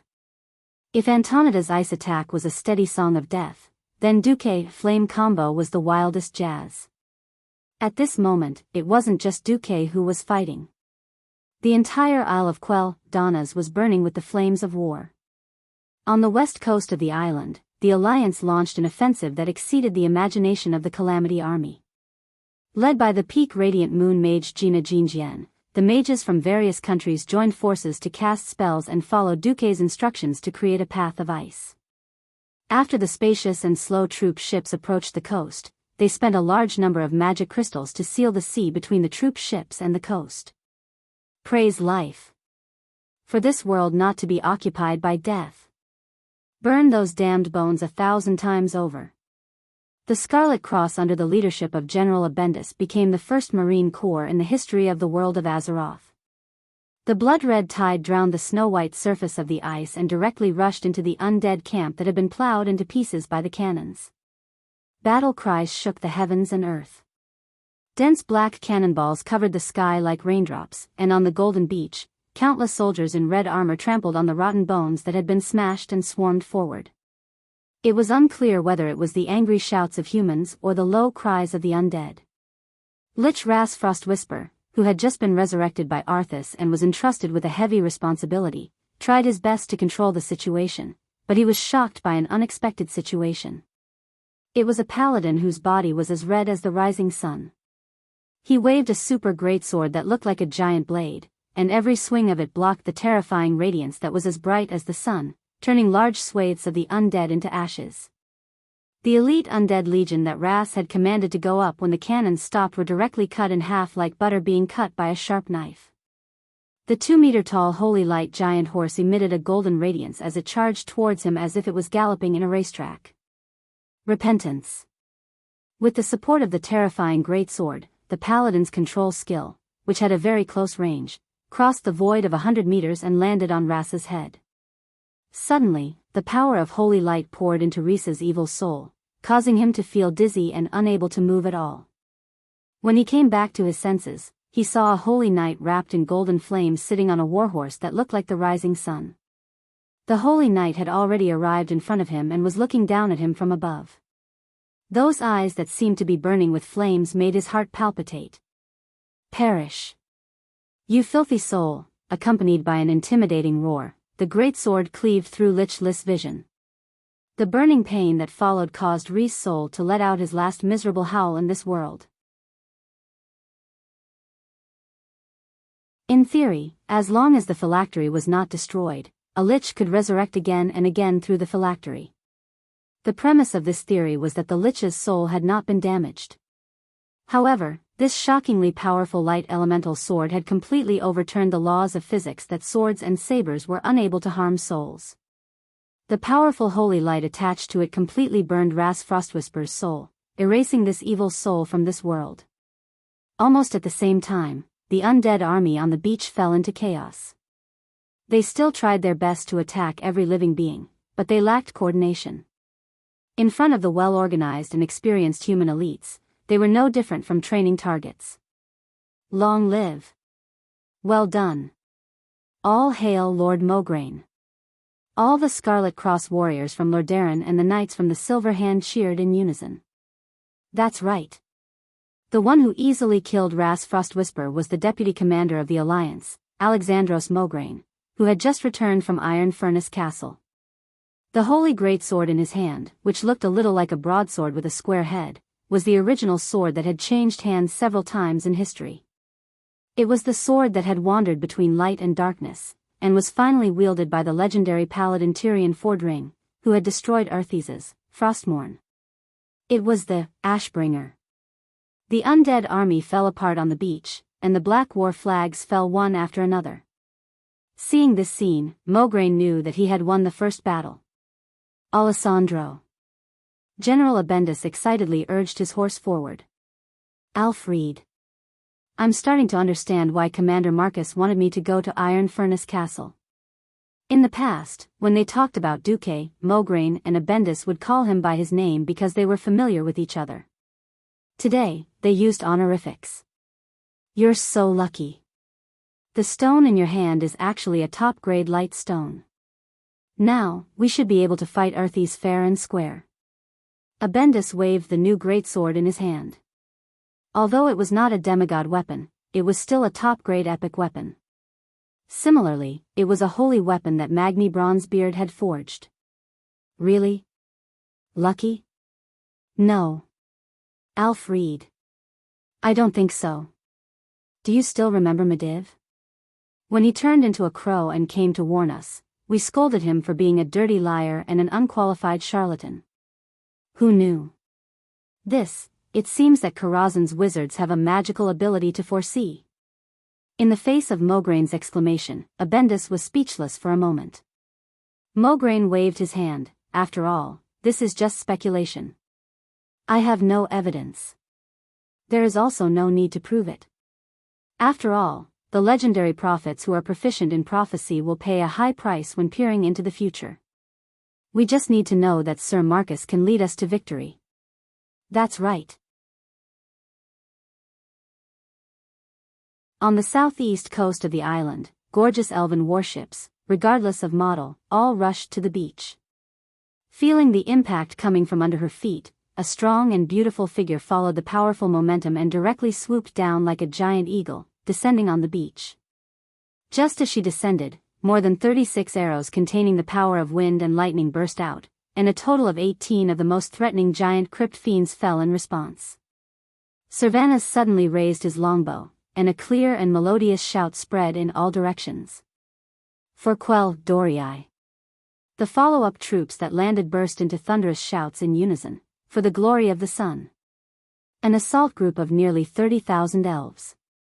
Although the number was small, their strength was definitely not to be underestimated. It was no exaggeration to say that this was already the last elite of the High Elves, and also the strongest elite. Mixed with a large number of huge arcane puppets, the momentum of this elven army was no weaker than the human coalition on the other side of the island.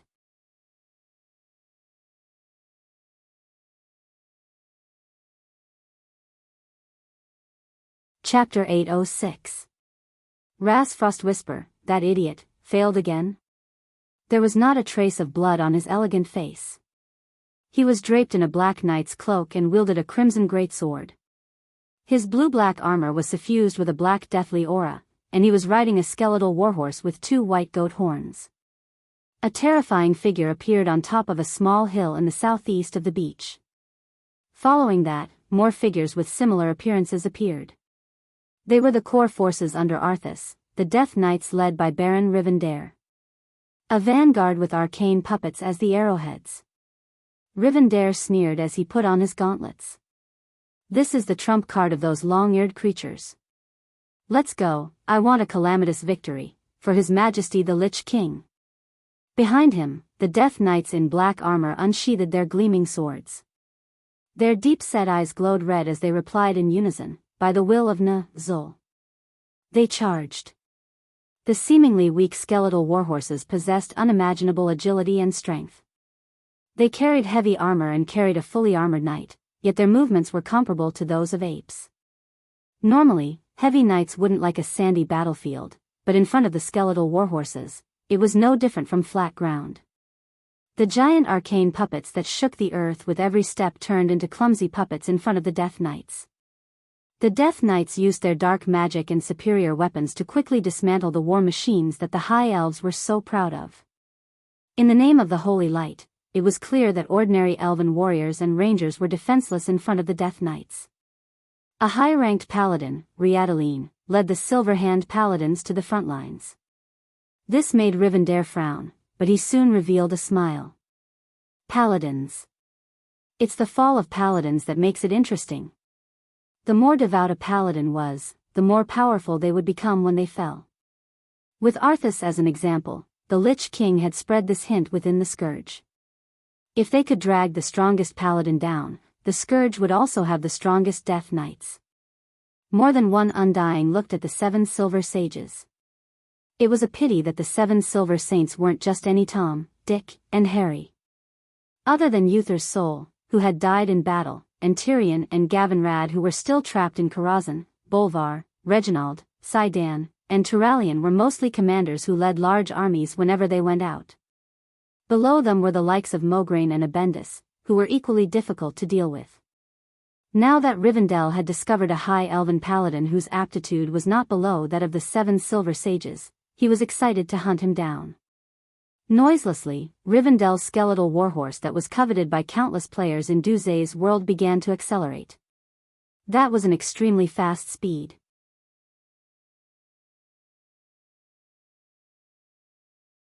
What was even more unfathomable was that Rivendell was able to become one with his mount after accelerating to the limit. Using the shadows of his Death Knights as cover, he was able to shuttle through the shadows. Hammer of Wrath. Channeling the holy light in her body, Riadaline smashed a Death Knight and his horse into smithereens with a single swing of her hammer. But just as she was about to unleash a new attack, Rivendell's crimson 2-handed sword arrived. It was an angle that she would never have noticed. Just a tenth of a second ago, her comrade, a male paladin with long golden hair, was standing there. But the blade of the sword avoided the paladin's neck and pierced through the back of his hair, aiming for Riadaline's carotid artery. Divine Shield. Riadaline, who had no time to dodge or block, immediately tried to activate the paladin's life-saving skill. But she was a step too late. Her vision was filled with illusions of terrifying existences baring their fangs and brandishing their claws. It was obvious that she was ambushed by a powerful warlock. With the power of the holy light and her extraordinary willpower, the power of fear was not too strong. It only affected her movements slightly. In a battle between experts, there was only a fine line of difference. This fine line could mean the difference between life and death. Just as she was about to be struck by the sword, Riadaline saw the existence that ambushed her. It was the psychic Dean Gatling, another powerful enemy ranked by the Alliance. He was no longer a human, but a lich. Everything seemed to have nothing to do with Riadaline because she was about to die, and if a miracle didn't happen, it was a bolt of lightning that fell from the 9 heavens. In the nick of time, the first thing that arrived was the dazzling purple lightning. After a full second of delay, the ear-shattering explosion rang out. Bang! Rumble, double shot. But they hit the targets at different distances at the same time. Dean Gatling used flash to dodge half of the attack, but in the midst of the flickering light, he was still hit. Half of his robe was blown to pieces, revealing a skeletal body that only had bones left. Rivendell didn't have it any better either. One of the undead warhorse's horns was blown off. The undead warhorse couldn't withstand the destructive power and was sent flying, throwing Rivendell out. Sylvanas? The female paladin cried out in surprise. The agile Death Knight didn't seem to give up and used a dark spell on Riataline. But the female paladin recovered and used holy light to negate the spell. Kill that female ranger first. Gatling shouted. Rivendell changed his target and charged at Sylvanas. Their choices were usually correct. Compared to the paladins, who had thick skin, could heal themselves, and were invincible, rangers were too weak. If it was an ordinary ranger, the combination of the Death Knight and Pharaoh would definitely be a nightmare.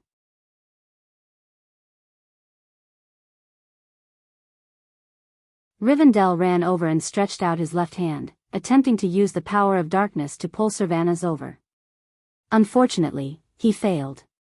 According to Sylvanas' movements, his arm turned 12 times. In fact, the high-speed Sylvanas changed directions a total of 36 times. Her speed was so fast that only a series of illusory afterimages were left behind. And every time she changed directions, 3 lightning bolts would be shot out. 2 were for Gatling and Rivendell, and 1 was for the Death Knight who wanted to get involved in this pinnacle confrontation. These elite Death Knights were powerful enough to take on 100 enemies at once. Unfortunately, the one in front of them was the stronger Sylvanas. Gatling couldn't hold on any longer after the 12th arrow. From the 20th arrow onwards, his body began to explode from the lightning. The remaining 16 arrows were more like a whipping of a corpse. Rivendell wasn't much better off. He could split apart the arrows, but he couldn't block the powerful lightning bolts. By the time he recovered from the paralysis effect of the lightning, he discovered that a bowstring as bright as the moon was already stuck to his neck. In the next instant, a rather handsome head was sent flying into the sky.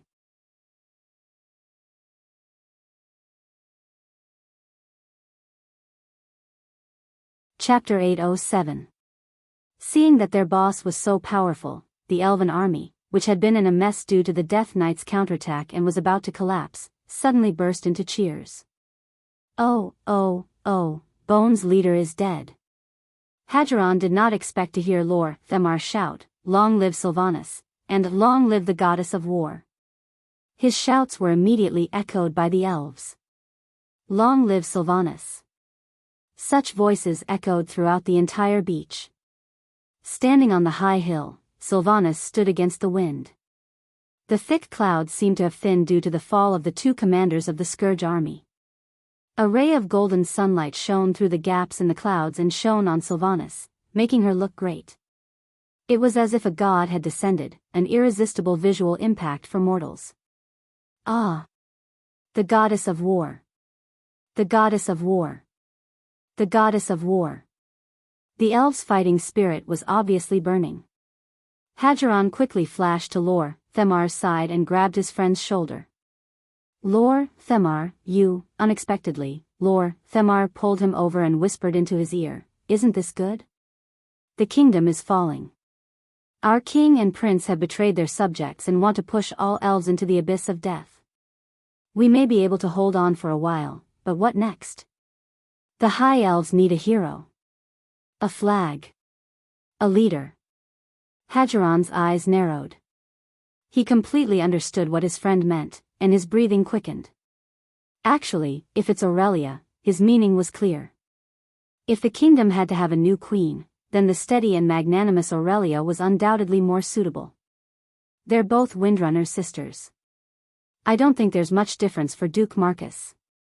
Plus, the one standing here at the moment of the kingdom's fall is Sylvanas. To be a hero, one needed strength, timing, and luck. Perhaps Aurelia was more suitable, but she was currently trapped in the void of Karazhan, and she did not have the royal bloodline, so the people would only recognize Cervantes, who had stood up for them when they were at their most desperate. It wasn't Aurelia, who had a better personality and was more suitable, nor was it Cale, who had once bent his knees.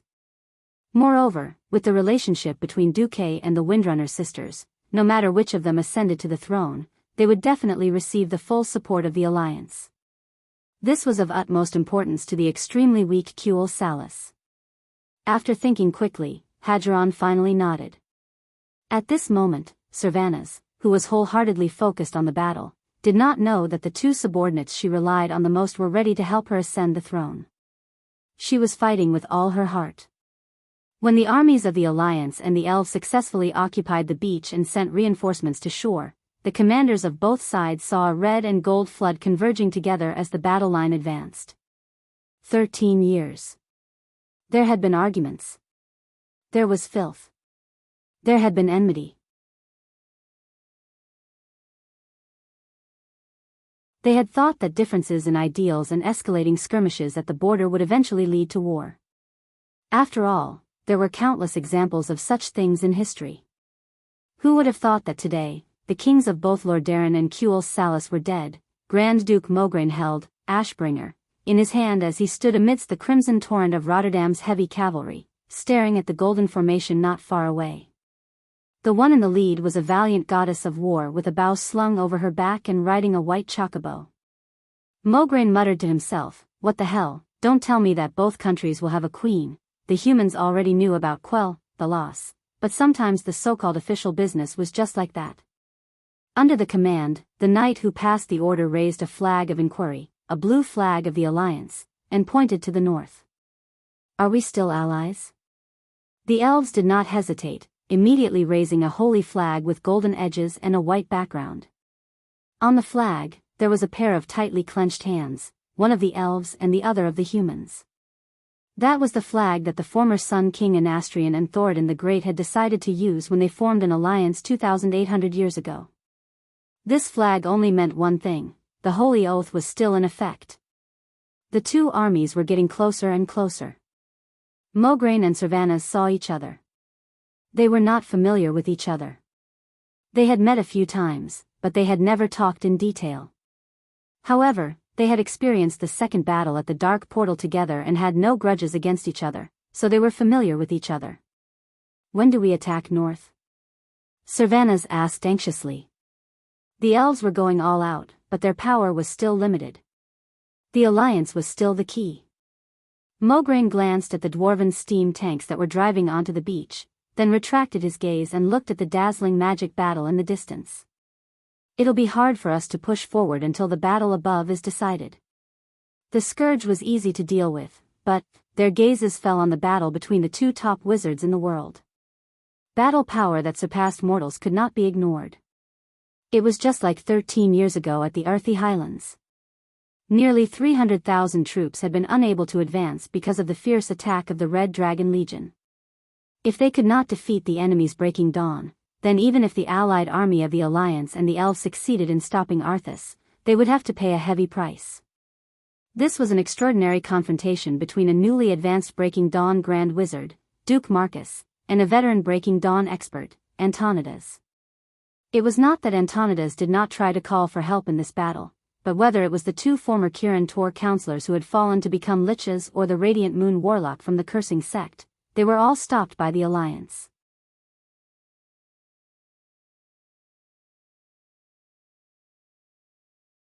Krasis, who had returned to his human form, Dellen's old lover Gina Jinjian, and Duque's fiancée Jaina Proudmoore all joined the battle, entangling the evil mystics. This made Antonidas feel bitter. Mortals always thought that Breaking Dawn was the strongest in the world. Every magic mystics envied Breaking Dawn wizards who had an endless supply of mana like the sun. Only those who had reached the Breaking Dawn realm would understand that even Breaking Dawn wizards were divided into ranks. The Breaking Dawn symbolized the Son of Dawn, and the sun was the standard star in astronomy. According to the ranking of magic from ancient times, with reference to the brightness of the star, a Breaking Dawn wizard was only a rank 6 Breaking Dawn. The strongest rank 1 Breaking Dawn was 100 times stronger than a rank 6 Breaking Dawn. Antonidas, who had just returned to rank 5 after his magic circuit had been stolen, felt like he had run into the real sun.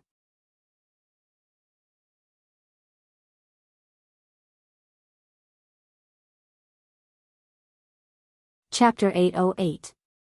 The cold wind blew the black snowflakes, and the dense power of darkness descended from the sky, colliding with the golden sand on the ground that contained fiery magic power in the air. In the sky, the scattered black clouds were quickly gathering again. The canopy of the undead existed to isolate the light of the sun and prevent the weather from affecting the Scourge army. After all, a hot sun would accelerate the decay of corpses and reduce the combat power of undead creatures such as ghouls. Now, for only one reason, the Lich King had gathered his power. Your Majesty Zul, now your great enemy, Duke Marcus, controls part of the power of the Sunwell. I, who am weak, am no match for him. Please bestow upon me the power to destroy your enemy.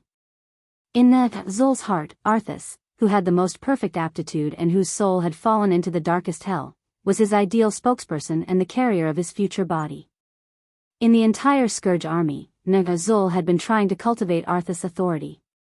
Logically speaking, this kind of behavior of directly asking for power without Arthas was not allowed. When he heard the name Duque deeply pierced his heart, evoking the memory that he did not want to recall in the depths of his soul. If not for Duque's obstruction, he might have succeeded when he opened the dark portal for the second time. He would have been able to escape to a place where Jaden's perception could not reach. Perhaps it was a corner of the universe, or a planet in a bad situation. No matter which one it was much better than now. After all, Jaden was not an omniscient and omnipotent god. If he had been a step earlier, maybe, he would not have ended up in such an embarrassing state. After suffering all kinds of torture, even his soul was bitterly sealed in an ice skeleton, becoming a puppet of the Burning Legion. Zul hated it. He changed his mind. In front of the coalition army of the High Elves, the undead creatures fell in large numbers. They were like dried corpses that had their blood sucked dry by vampires, and then after 1,000 years of sun, rain, and wind erosion, they actually carbonized and dissipated in the wind. Mograine, Savannas, and the others were tongue-tied. They suddenly had a very bad premonition. Undead creatures wouldn't court death. Their own death could only mean one thing: their master wanted them to be destroyed. Even for the Calamity Troop, which had no regard for capital, this was not a price that could be easily paid. And so Zul did. What he got in return was the terrifying figure in midair whose aura had skyrocketed. A quarter of an hour ago, Antonida's attacks were unable to advance. In the next second, the magic power around Antonida skyrocketed. It was the dark energy squeezed out from hundreds of thousands of undead creatures and spirits.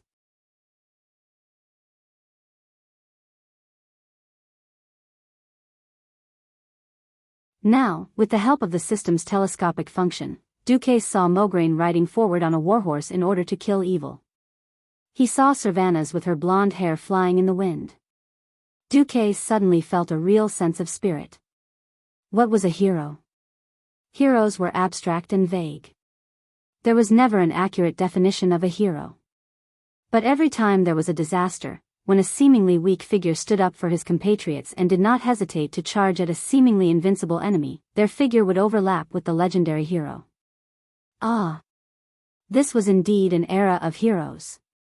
Looking at Antonidas, who was attacking wildly with his surging power, and feeling the vast and boundless dark magic that far surpassed even the branch of the Sunwell, Duque's lips curled into a smile. This smile suddenly gave Antonidas a bad feeling.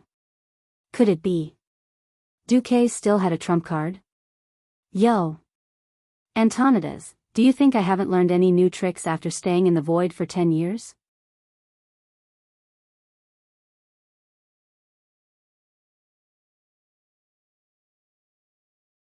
Chapter 809. How many decades do you have in your life? Even though Duque was theoretically immortal and had an endless lifespan, he did not have a decade to squander in a world as dangerous as Azeroth. When Duque encountered a bottleneck in his training in Karazhan and could not advance, Duque could live a depraved life of threesome every day. Even Alexstrasza once said to Duque, "You're too impatient." Not only do you lack the accumulation of mana, but you also lack the proficiency and experience to use mana. I know you're a genius, but no matter how much of a genius you are, you can't do what mortals need 100 years to do in 10 years. Duque shook his head, but he did not give up and continued to work hard. Didn't you see the situation in the later stages of history where demigods were as common as dogs and ancient gods were everywhere? Didn't you see even the creation titans kneeling one after another? Didn't you see almost all the dragon aspects perish? But Duque did not. It was this foresight that filled him with a thirst for power all year round. Unable to accumulate more mana and change the mana in his body from quantitative to qualitative, Duque quietly thought about his own path.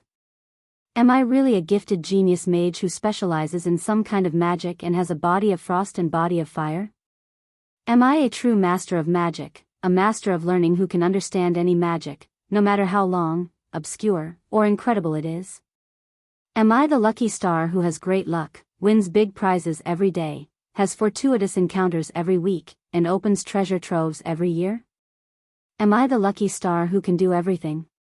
Every time he asked himself, the answer was no. Then how did I get to such a high position? There were only two answers. One was the deep memory of the original history as a transmigrator. The other was the omnipotent system elf in terms of data. As a powerful mage who had fought at least 1,000 duels in front of the steel stove castle in the game, Duke could be said to have beaten up warriors, thieves, and hunters. In fact, he had fought almost all of the 9 main classes. Except for a certain despicable priest who was willing to plant a flag on the edge of the Furnace Castle's cliff and try to use mind control to throw Duke down the cliff when the duel started. Apart from those shameless warlocks who were only willing to bring hellhounds with high magic resistance to duels with wizards, Duque had never been afraid of anyone. At the end of the day, there was only one conclusion: the essence of a mage was never in their ability to deal damage, but in their control. When it came to controlling the enemy, combined with his greatest advantage, the system elves, what could be born? The answer was obvious. If it was said that whoever had more strength would be the winner in a battle, then there was no need to fight at all. Everyone who fought in melee would compete with their muscles, and those who used magic would compete with their magic power. The winner could immediately show off, and the loser would be kicked out on the spot. Duque narrowed his eyes and stared coldly at the sky. Supported by an icy mist, Antonidas stood proudly in the air. When he heard that Duque had practiced a new move, he also laughed. New move? Very good. I want to see what kind of new move you, a genius wizard who has never had a master and reached the peak of the Radiant Moon realm on your own, can come up with. You won't be disappointed. Duque smiled calmly. Humph. At this moment, the dark clouds in the sky suddenly moved, and an icy pillar of light descended like lightning. It landed on the Great Lich's body, as if it had draped an incomparably large ice robe with sparkling snowflakes coiled around it. Whoosh whoosh whoosh. The Great Lich's robe's sleeves fluttered in the wind. This breaking dawn spell that was about to be cast seemed to contain the might of heaven and earth. Even the Radiant Moon wizards fighting thousands of meters away could clearly feel that the fire element in the atmosphere was being rapidly drawn away. No, perhaps it was being repelled. In short, there was not a single drop of fire element left in the area where Duque and Antonidas were fighting. The power that Duque had drawn from the branch vein of the sun well dissipated in less than 1/100th of a second after reaching the surface. I'd like to see how a mere Radiant Moon wizard like you can withstand my most powerful spell without any external support. Antonidas' roar reverberated in the surroundings, and he pointed at Duque with a withered finger. Go. Go. What do you mean go? Everyone's doubts were immediately answered. Suddenly, a wolf's howl came from the sky. In less than 3 seconds, the echoing howls filled the sky, and the distant howls seemed to be approaching them at an astonishing speed.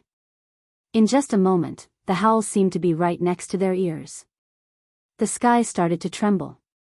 It was clearly impossible for any creature to run or walk in the sky, but everyone could hear the sound of galloping horses.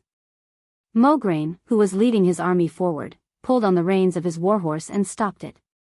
The middle-aged paladin who wasn't wearing a helmet couldn't help but change his expression. It wasn't just him and the knights around him who stopped at the same time. Even the High Elves' army stopped in their tracks, and more than 200,000 people looked in the direction of the howls. A pack of snow-white wolves. To the people who lived in the land of ice, snow wolves were not rare. However, ordinary wolves could not fly. Even those who clearly knew what kind of creature the howls came from could not be sure. It was a pack of wolves soaring in the sky, weaving back and forth and drawing dazzling white lines in the air. Just based on their form, they were Northren's wargs.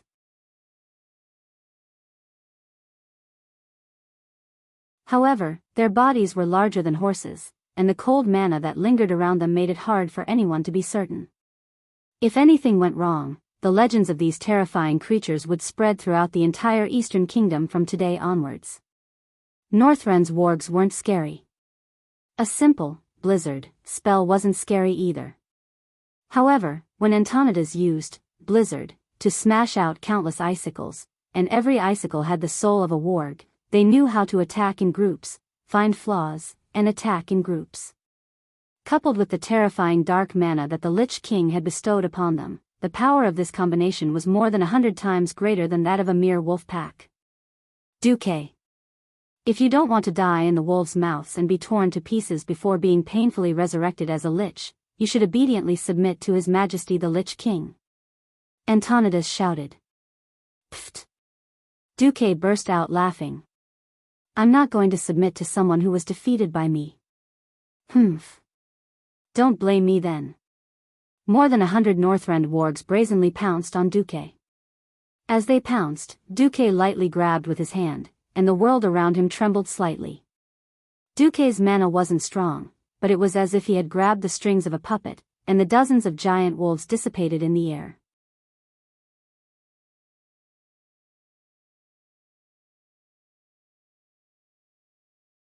Chapter 8:10. The giant frost wolves flying in the sky seemed to have their own souls and clear will, but in reality, all control was still in Antonidas's hands. A thread invisible to the naked eye and not belonging to elemental sensing extended from Antonidas's soul to the giant wolf's body. That was the thread of the soul realm. Now, Duque had broken all the soul threads with a single hand. It wasn't that Duque had destroyed the giant frost wolves, but that the self-destruction spell formation on the giant wolves had been forced to activate. Once they lost control, they would self-destruct. This was a common tactic used by most summoners. Who would have thought that Duque would use this to his advantage? But how did Duque do this? Antonidas was momentarily stunned. His turbid eyeballs kept turning as he adjusted his spiritual vision, trying to see the truth from the elemental undulations and other characteristics that Duque was releasing. No. In reality, Antonidas had already sensed that it was that move. He just couldn't be sure. That move was too cruel for a mage, and the price was too high. Apart from those who had no hope of improving themselves, no mage would choose that path. They had once been comrades on the same side, but now they had to face each other. Antonidas didn't have the luxury to consider Duque's position. His boss's boss, the Lich King Zul, had allowed him to borrow the dark power of the Scourge army. This definitely wasn't without a price. This was an enormous dark power that could temporarily suppress the entire branch of the Sunwell. Even if Antonidas was just a transit point, it was still difficult for him. It was just a swimming pool, but it had to contain an entire lake's worth of water. Even if it was only temporary, the entire pool might rot if things went wrong. Antonidas could only abandon all distracting thoughts and focus on shaping his mana before throwing it at Duque. If one were to ask what was the greatest difference between two veteran Breaking Dawns? Anastrian gave Duque the feeling that he was a cannon of the largest caliber. Every move he made was earth-shattering. Antonidas, on the other hand, was like an unimaginable encyclopedia of magic. Almost all the magic that was mentioned in the textbooks, or the unpopular secret techniques, could be seen in his hands. He was not casting the spell on his own. Since he was a great lich, he had the means of a great lich. After a series of strange and dark spells, delicate but terrifying faces appeared on Antonidas' shoulder ornaments, arm guards, and robes. They were the faces of the high elven mages. Duque suddenly understood why a few members of the Silver Moon Parliament and a large number of court masters of the Sun-chasing King Court were missing from the Sun King's side just now. So they were all here, in the form of imprisoned and painful souls. Every face seemed to be struggling to get away from Antonidas. They were destined to fail. That was the darkest and most depraved magic. Their souls had already been firmly bound. Their eyelids could be seen on every face, their eyelids sewn shut by rough rune threads. Unable to open his eyes and unable to break free, he could only rely on his remaining mouth to scream and vent his pain. Soon, under Antonidas's spell, their will was suppressed, and nearly 10 mouths began to chant at the same time. In an instant, it was no longer limited to ice wolves, but all kinds of magic. In the distance, countless water elementals with inverted triangles stood at the end of the horizon like trees. Without legs, they were still silent even when moving at high speed. The whole army was silent like a monstrous water wall that slowly pressed down on Duque. That was the Water Elemental Legion. Antonidas had never liked fire magic, but it did not mean that he did not know how to use it. A high elf's face glowed with fire, and he finished chanting the last incantation. Then, brilliant flames poured down from the void. 1, 2, dozens of golden rivers of flames hung upside down on the dome. Immediately, they formed a whirling fire tornado, sweeping from behind Duque. Spreading along the tornado were flames that scorched the ground. The sand on the beach that was touched made sizzling sounds, and the ultra-high temperature completely melted the sand, forming a translucent, glass-like molten substance, flaming storm. Before the previous two group magic attacks arrived, a powerful direct attack spell was indispensable. Countless dazzling purple-blue lights streaked across the sky like a meteor shower, directly hitting the place where Duque was, super arcane barrage. Antonidas raised his black skull staff, and a pitch-black light curtain immediately rose behind him. Shadows floated on the light curtain, emitting an ominous aura of decay. At the same time, black, translucent skeletal hands appeared around him. The next moment, all the spiritual skeletal hands disappeared, and when they reappeared, they were already within a radius of less than 20 meters around Duque. On each skeletal hand, a black index finger pointed at Duque, and rays of terrifying black spiritual light instantly crossed space and landed on Duque's body, curse of the 12 movements of dusk. Also, more than 100 flaming hands rose in unison, releasing destructive flames toward Duque, 100 hands sacrifice. Suddenly, disgusting barks came from the distance. A moment later, countless dog-like monsters on the beach approached Duque at an alarming speed, one after another, echoing each other in unison. In just the blink of an eye, the hellhounds with red and black stripes, 2 ridiculous black beards and 2 white horns appeared.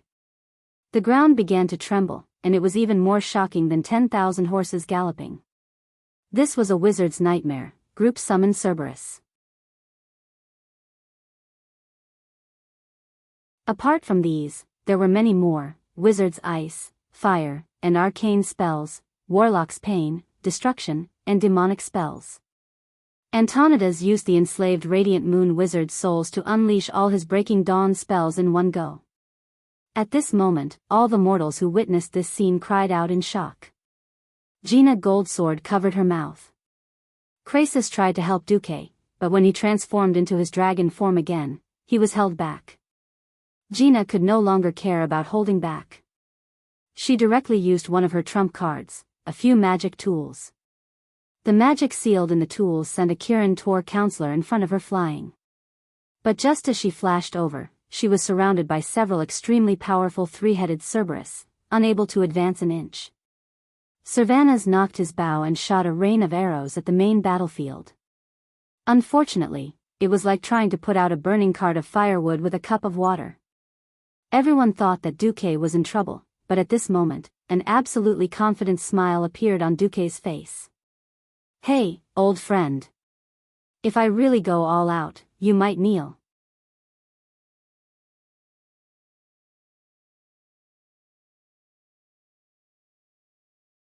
Chapter 8:11. Duque didn't hide his methods. The experienced Antonidas also saw what Duque's trump card was.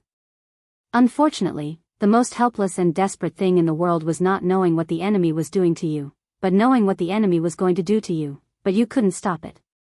If you didn't know what the enemy was up to, you could still comfort yourself by saying that you were careless and made a mistake.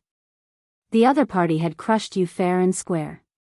This was the most intense sense of defeat in the truest sense of the word. Duque made his move. It wasn't his hand. There were strange cries of "oh la la la la la la la la," magician's hand, kept appearing around Duke's body before disappearing again and again. Accompanying this process was the magic circle that appeared out of thin air and floated around Duke's body. Almost every magic array disappeared in a flash. They were as bright as fireworks and as short as shooting stars. However, the destruction of each mage hand and magic array would definitely cause one of Antonida's spells to collapse. A group of 12 mage hands collapsed.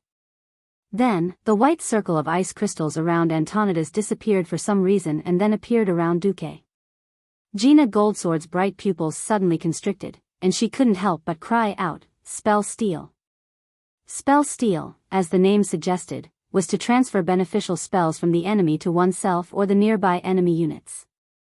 It could also transfer harmful magic effects from the enemy to the nearby enemy units. It sounded like this move could benefit oneself at the expense of others. It was very powerful and high-end. In fact, the more advanced the mage was, the more difficult it was to use this move. It was not easy to steal other people's spells in the first place. Moreover, different mages' magic circuits had different specializations and enhancements. Plus, the source of magic power that supported the buff spell was different. If one was not careful, the buff effect could be stolen at any time, and it could become a poison to oneself. If one was slightly better, it could easily disrupt one's rhythm and break the circulation efficiency of one's magic circuit. Therefore, this move was not as good as others thought. Duque. Are you crazy? Did you really change your class? Antonida's mouth was so wide open that a duck's egg could be stuffed in it. Considering his rotting joints, the others were really worried if he could close his mouth after opening it wide. Right. Apart from ordinary mages, normally, only one class could do this perfectly. If they were not sure at first, what happened next immediately made every knowledgeable senior mage more certain of their judgment. 100-hand sacrificial. Flame was like using a match to start a fire in the middle of a freezing winter. The flame was extinguished as soon as it appeared.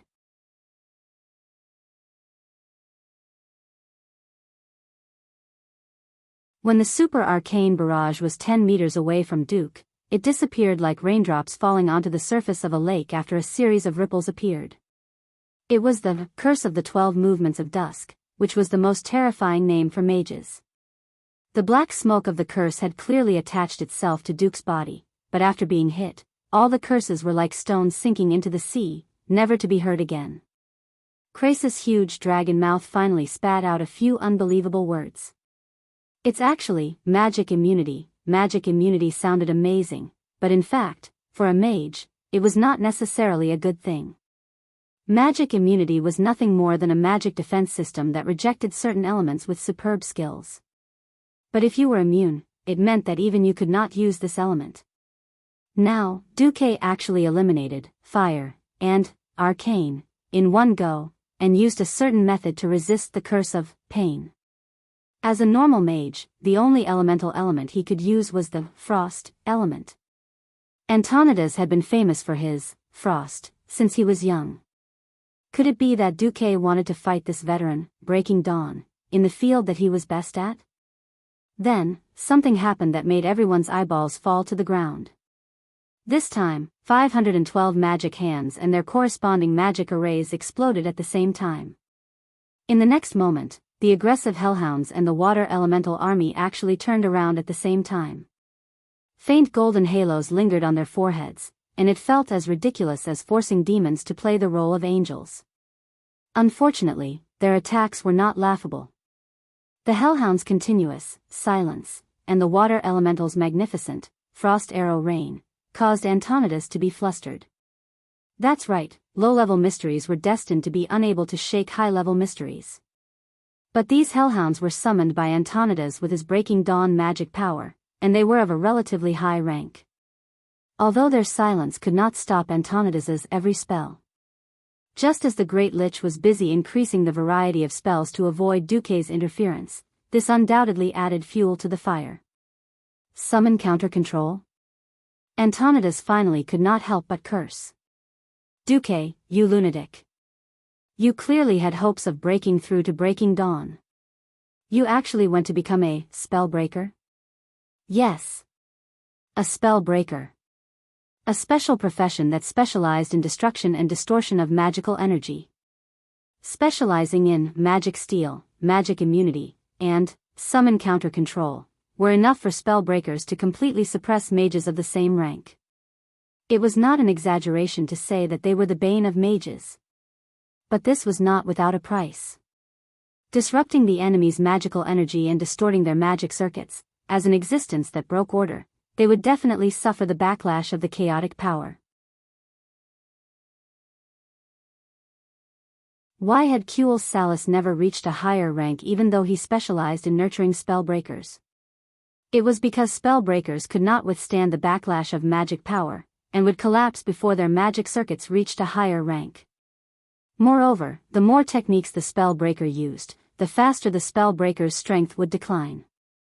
That was why Duque, a peak Radiant Moon Great Wizard, had gone to train as a spellbreaker. In the eyes of most mages, this was putting the cart before the horse. Spellbreakers could at most attack half a rank higher. For example, as a peak Radiant Moon, Duque could barely destroy the spells of a rank 5 or 6 Breaking Dawn wizard. It was no wonder that Antonidas had gone crazy. How much hatred do you have for me? Is it necessary to specially train spellbreakers to deal with me? Or did I accidentally get caught in the crossfire?